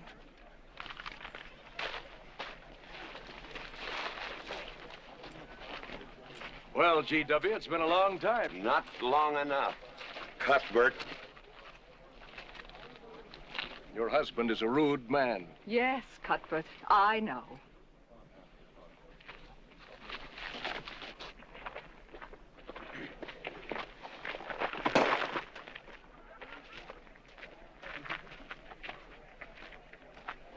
Where you want the Indians, Mr. McLintock? Mr. McLintock is not running this hearing. Sergeant, seat those Indians. Yes. Gentlemen, be seated. You know, the whole tribe here want to come into town. Proceed, Lieutenant. This hearing is now in session. Governor Cuthbert Humphreys presiding. Good luck, Daddy. Afraid it's a packed court. Government Edict number 826. Has ordered that the Comanche Nation be transferred from their present reservation to Fort Sill. It is the government's claim, as filed by Indian Agent Agard, that these chiefs, after being released from prison by a kindly government, did then rouse and incite defiance among the tribe against said order. It seems, gentlemen, that although some of these chiefs speak English, Chief Puma is quite at home in our language, they have chosen Mr. McLintock to be their spokesman. I speak for the Comanche. Or rather, I offer this translation. Proceed, Mr. McLintock.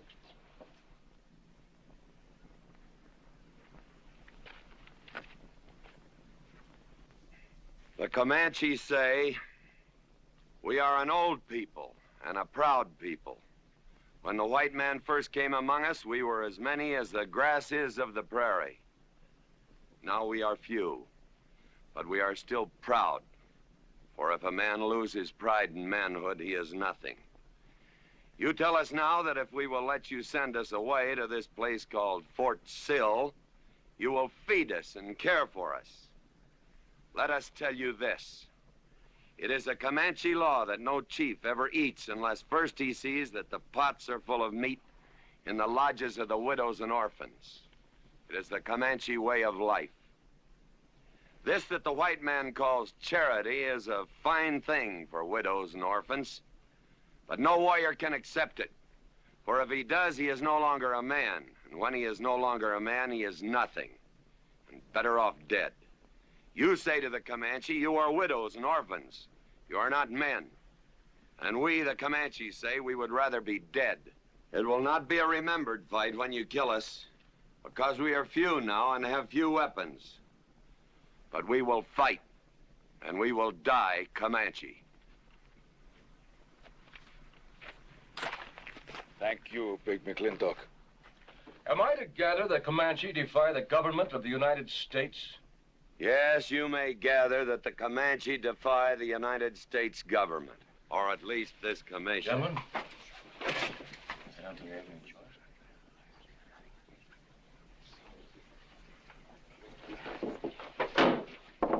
It is the order of this court that these chiefs be incarcerated until such time as the detachment of United States cavalry be made available to escort them and the Comanche Nation to Fort Sill. This court is adjourned. Oh, McLintock, you are important chief amongst these white people. Sway them. Have them give us few guns to make the fight worthwhile. Let us have one last remembered fight for end of Comanche. I almost wish I could arrange that, Puma. Ahalani cha. Ahalani cha. Sergeant. Yes. Well, God, carry on. Gentlemen.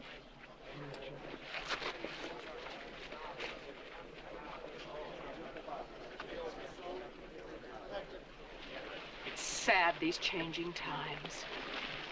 It isn't the times that are changing, Mama.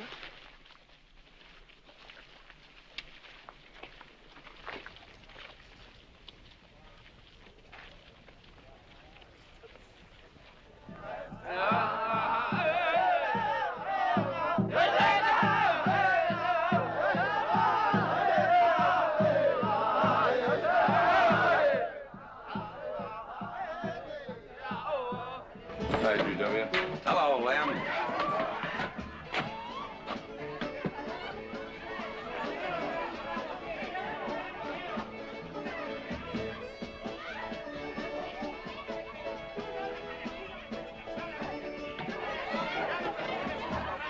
Bunny? Oh, howdy, McLintock. Hey, figured you'd be belly down drunk by now. I've been doing some drinking, Bunny. Is that boxcar still on the siding? Well, sure, but... But what? I don't like it. You don't, eh?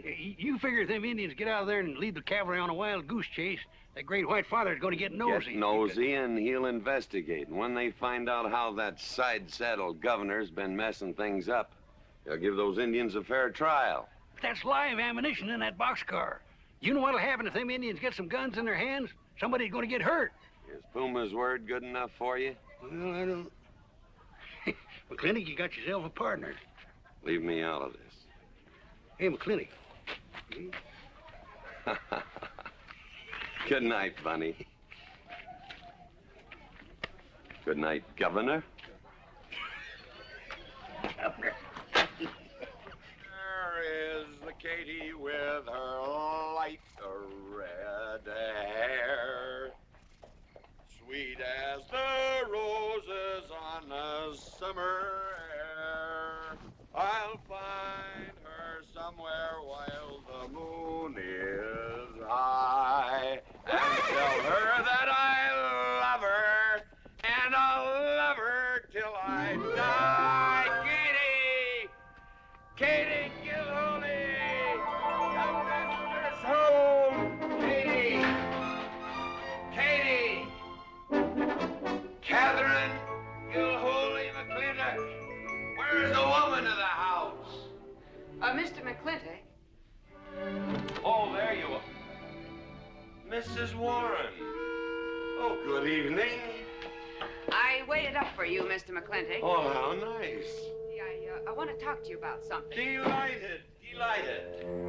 309 times straight. I beg your pardon? 309 times straight without a miss. Gotta be a record. I suppose so. Now, Mr. McLintock, what I wanted to say... 2-pound Stetson, 6-inch brim, 53 feet in the air. It's gotta be a record. I'm sure it is, but the reason I waited up... Dagnammit, woman, can't you hold that glass still? Of course, sir. Now, down the hatch to my world's record. Down the hatch. Yes, sir.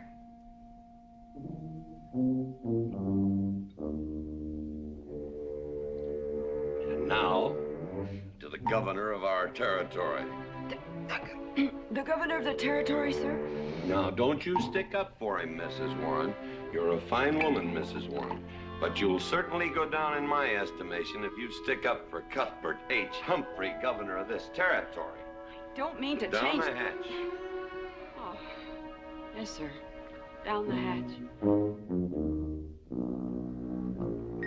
Cuthbert H. Humphrey, governor of our territory, is a cull. You know what a cull is, man?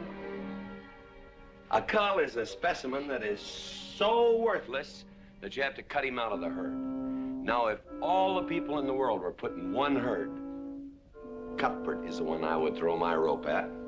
At whom I would throw my rope at. Natural-born cull. Another touch, ma'am? Oh, no, sir, no.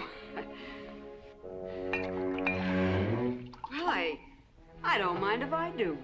Good. Can't walk on one leg. Oh, I didn't mean to be vulgar, ma'am. Can't walk one limb. It's all right.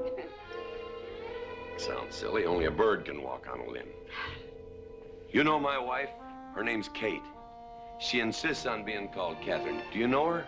Of course, Mr. McLintock, and that's what I wanted to talk Well, to you. she thinks that Cuthbert H. Humphrey is panting for her like a bull buffalo at the first green up of spring. But what Cuthbert is panting for is my money. Don't make me feel like I'm drinking alone, ma'am. Very well, Mr. McLintock, if you insist. Down the hatch. Good.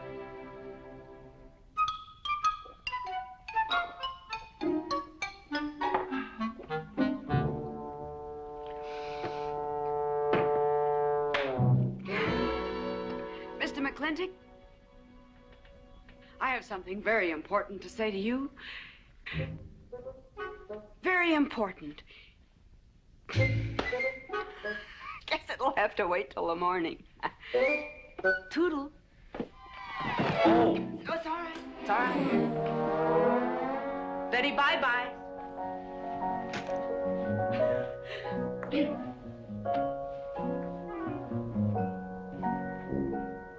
Whoops. Oh. Mrs. Warren. Let me assist you. Very kind.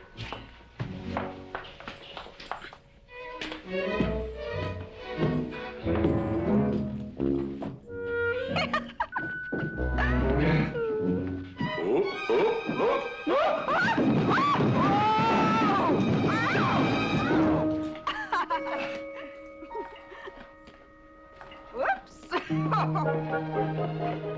What's going on here? Now, Catherine, are you going to believe what you see or what I tell you? Mrs. McLintock, hope you won't misunderstand. It's the first 100 women sitting on his lap that I misunderstood. Number 101 is quite simple. Now, G.W. McLintock, I have something. He's gone to sleep. Just when I know exactly what I want to say to him, he goes to sleep. I waited up to talk to Mr. McLintock. I wanted to tell him I was quitting. You see, Sheriff Lord has asked me to marry him, and... Oh, congratulations. I don't want to seem prudish, but if you are going to marry Sheriff Lord, it seems to me that you're sitting on the wrong man's lap.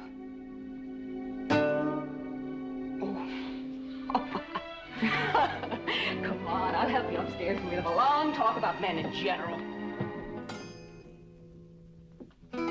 Ladies, one moment.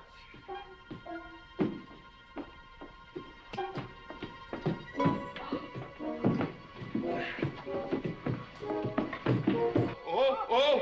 Watch out, you'll get us all killed! Oh! What?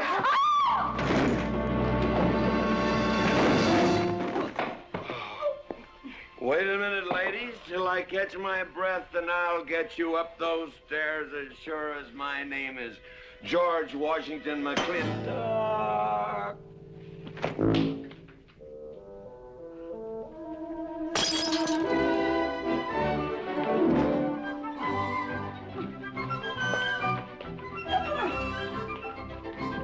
You may be quitting, Mrs. Wallace, Mrs. Ward, but not tomorrow.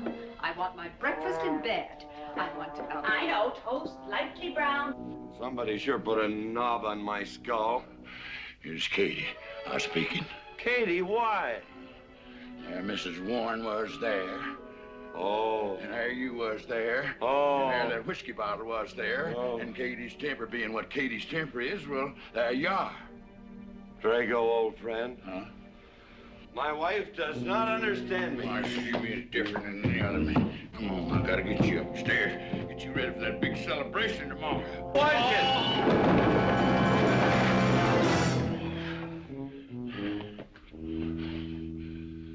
Drago, I am sleeping in the den.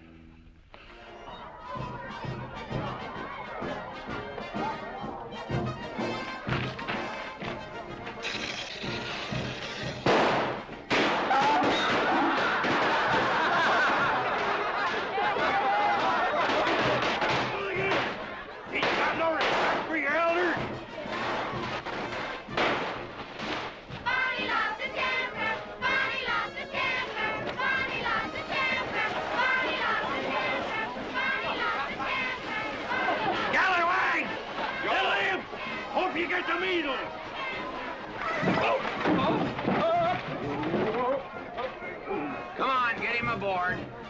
Is everybody ready? Man number 5 needs a flank cinch. Get him one. Let us know when you're ready. Ladies and gentlemen, it is my honor to present to you the governor of our territory, Cuthbert H. Humphreys. Thank you, Mayor. My friends and citizens of this great territory, this is the 9th consecutive year it has been my privilege and my pleasure to inaugurate the McLintock 4th of July celebration. Now, the first event will be the wild horse race. But before I fire this shot to start the event, I would like to say a few modest words regarding my stewardship of this great territory.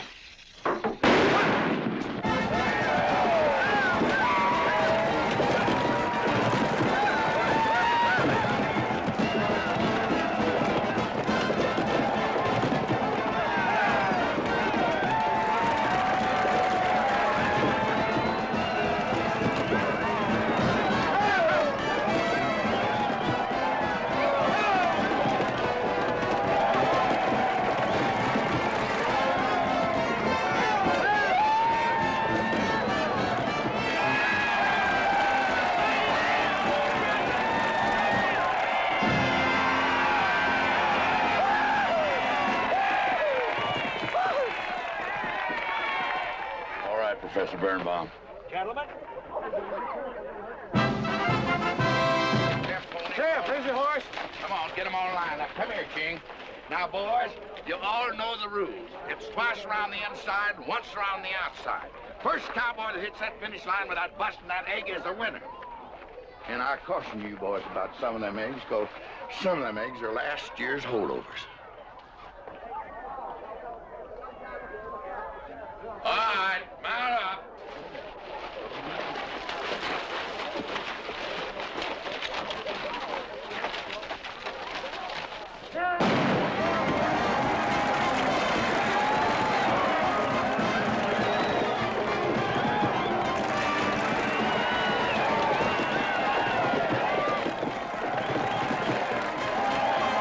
Catherine, my dear, you seem to be enjoying yourself. Oh, yes. This is wonderful. It's the only thing I really do enjoy about this barbaric country, the 4th of July celebration. Well, Catherine, I've been here for 3 days. I haven't heard from you. Is anything wrong? Wrong?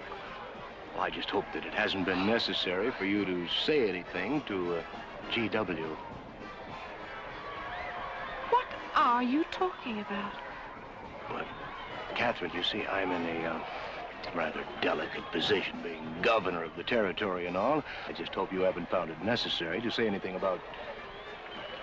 About what? About you and me.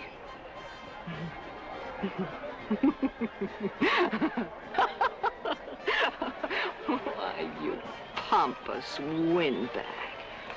Do you think that you're the only man who's ever tried to play patty fingers with me, who's ever tried to lure me into the moonlight?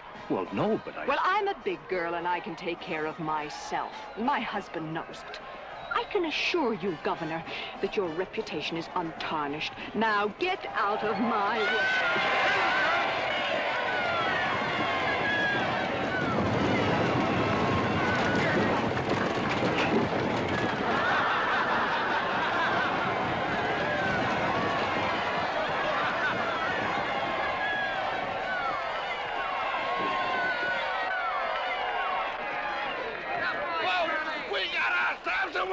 Curly Fletcher! Mazel tov, Curly! Give me the egg. Disqualified. Here you go, Curly. G.W., you'll never believe what happened over there. What? You smell a beer. Well, naturally, I'm drinking beer. Ladies and gentlemen, the next event will be a contest between the two bronco-busting champions of our territory. Remember the year I rode in that event? Wore your garters to hold up my sleeves? We had a bet, and I won it. George Washington McLintock, you are a very crude man. Well, I guess so, but that was a rough horse, like to jarred my insides loose. But it was worth it. 3 beers.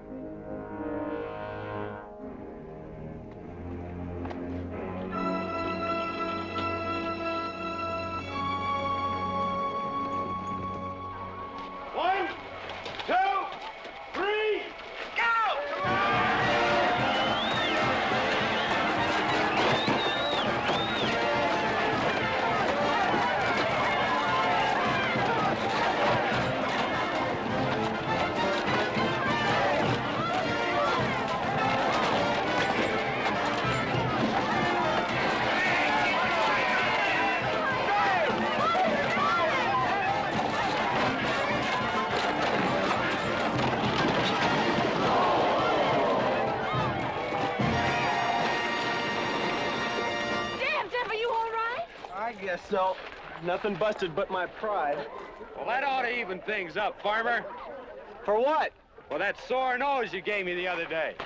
Well, that ain't what's sore on him.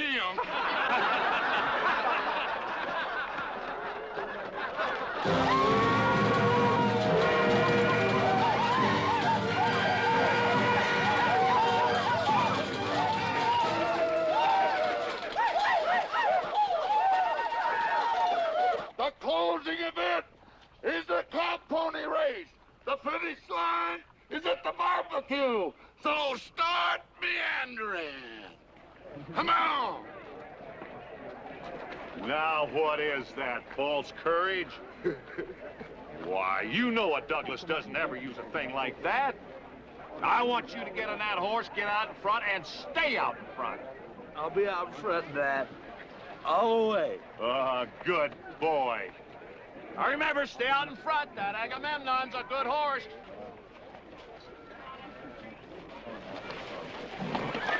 Oh, Agamemnon.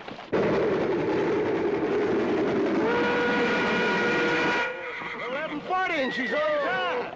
Oh, boy.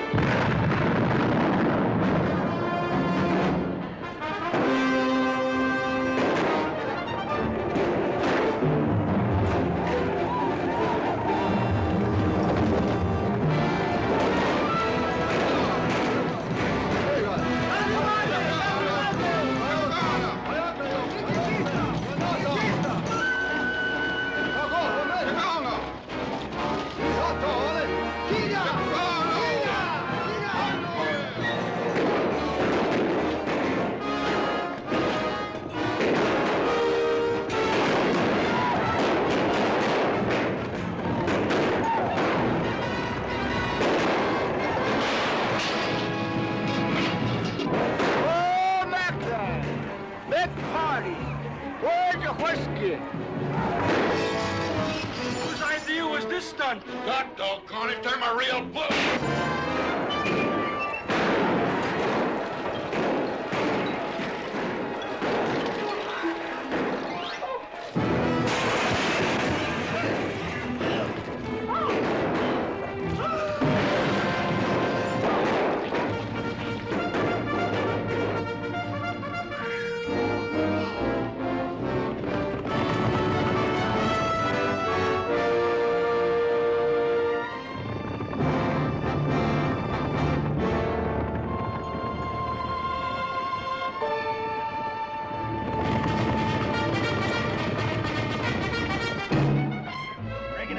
Excitement you'd want for one 4th of July, eh? Puma finally got his way, but I reckon he's riding out his last war party. He won't get very far. But one thing still has me puzzled. Where did they get the guns? I was wondering the same thing. My kidney's been bothering me. Funny? GW!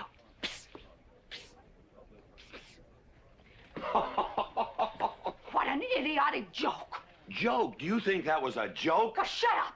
Do you want everybody in town to see me? You look good in feathers. Oh.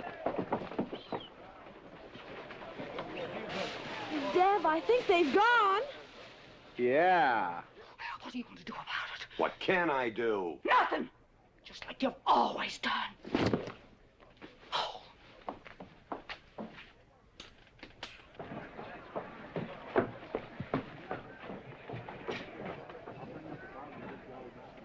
How long, GW?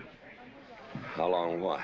Catherine. She's been riding herd on you for 2 years now. I'm a peaceable man. But my father used to say, you raise your voice, it doesn't do any good. It's time to raise your hand. Well, I've been planning to do something about it. I'll have another talk with her. Talk to her. Talk to her? Talking won't do any good. Becky, have you seen your... What's been happening around here? You've got hay all over you. Been some mighty sneaky goings-on here during that raid, Mr. McLintock. Who was it said only a trollop could kiss a man before they were formally engaged? Oh, but we are engaged, sir. You are? That is, with your permission. Well, you've got it. Oh, Mrs. Warren? I think it's wonderful. I guess this is the only engagement that ever started off of a spanking. Mm-hmm. I reckon Birnbaum is right. All right. Lord bless us, this is gonna be a great day. Doggone it, folks. Let's don't let a little old Indian raid break up a good barbecue and a rodeo. Yeah, meat sound. Let's go. You contestants get ready for the cow pony race.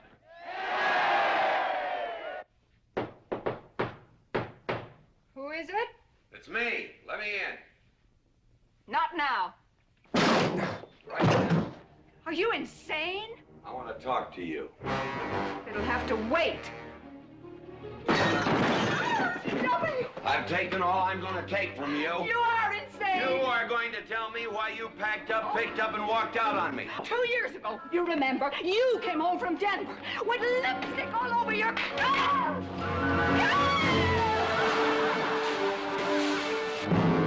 Lipstick on my collar. I've got the shirt to prove it. Who cares? Why, you big...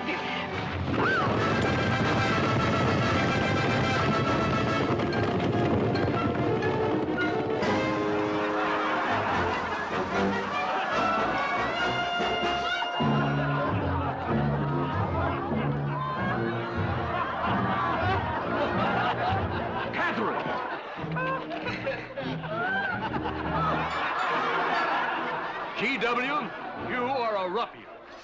Cuthbert, you are right.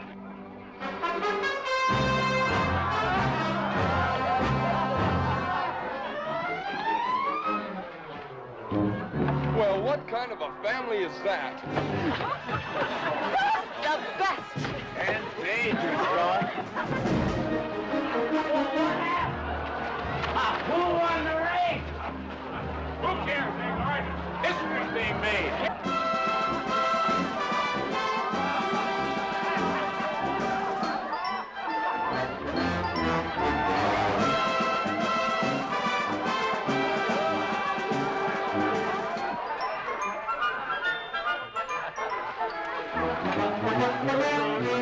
Yes, Reuben? I regret to inform you I've changed my mind about matrimony.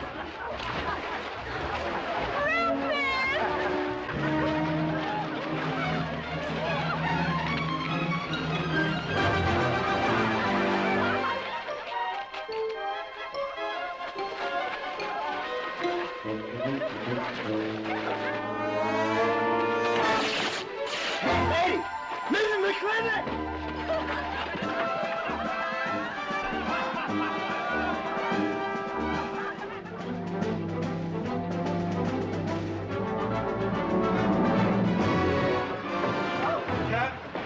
Catherine!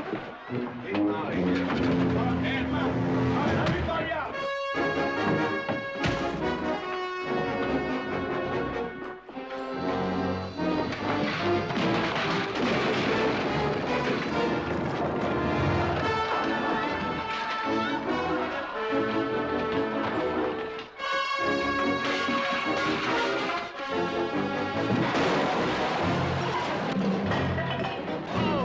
Looks like GW is buying out the whole store. I'm afraid you're right.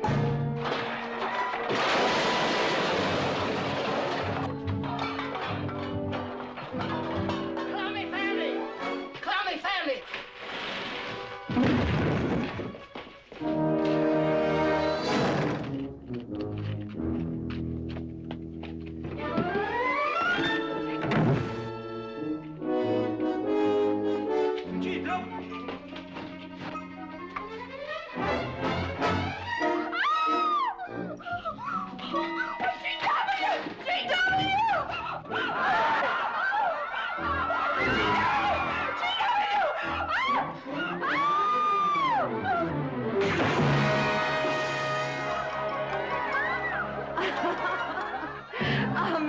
McLintock, you're all wet.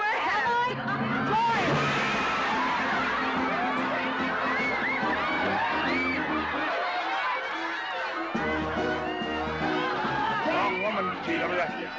Oh, pardon me.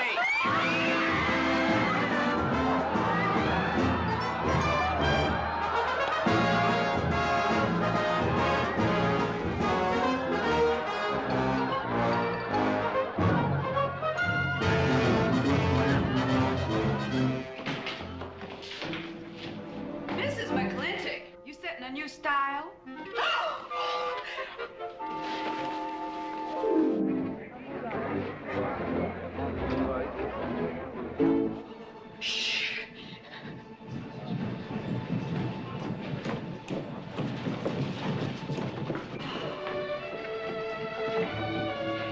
Mr. McLintock, in here!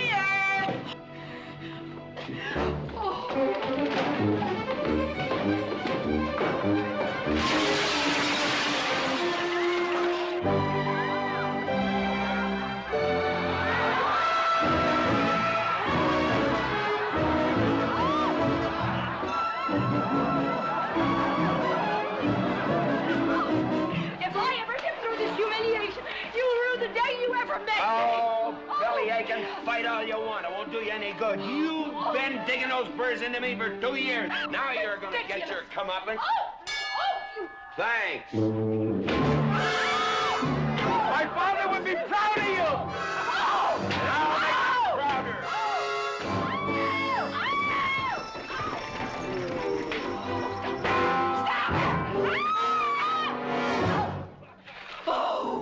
Keep it. You may need it. Now get your divorce. Home. Don't spare the horse. Home. You heard me. Don't think you're going to get rid of me that easy. Yeah.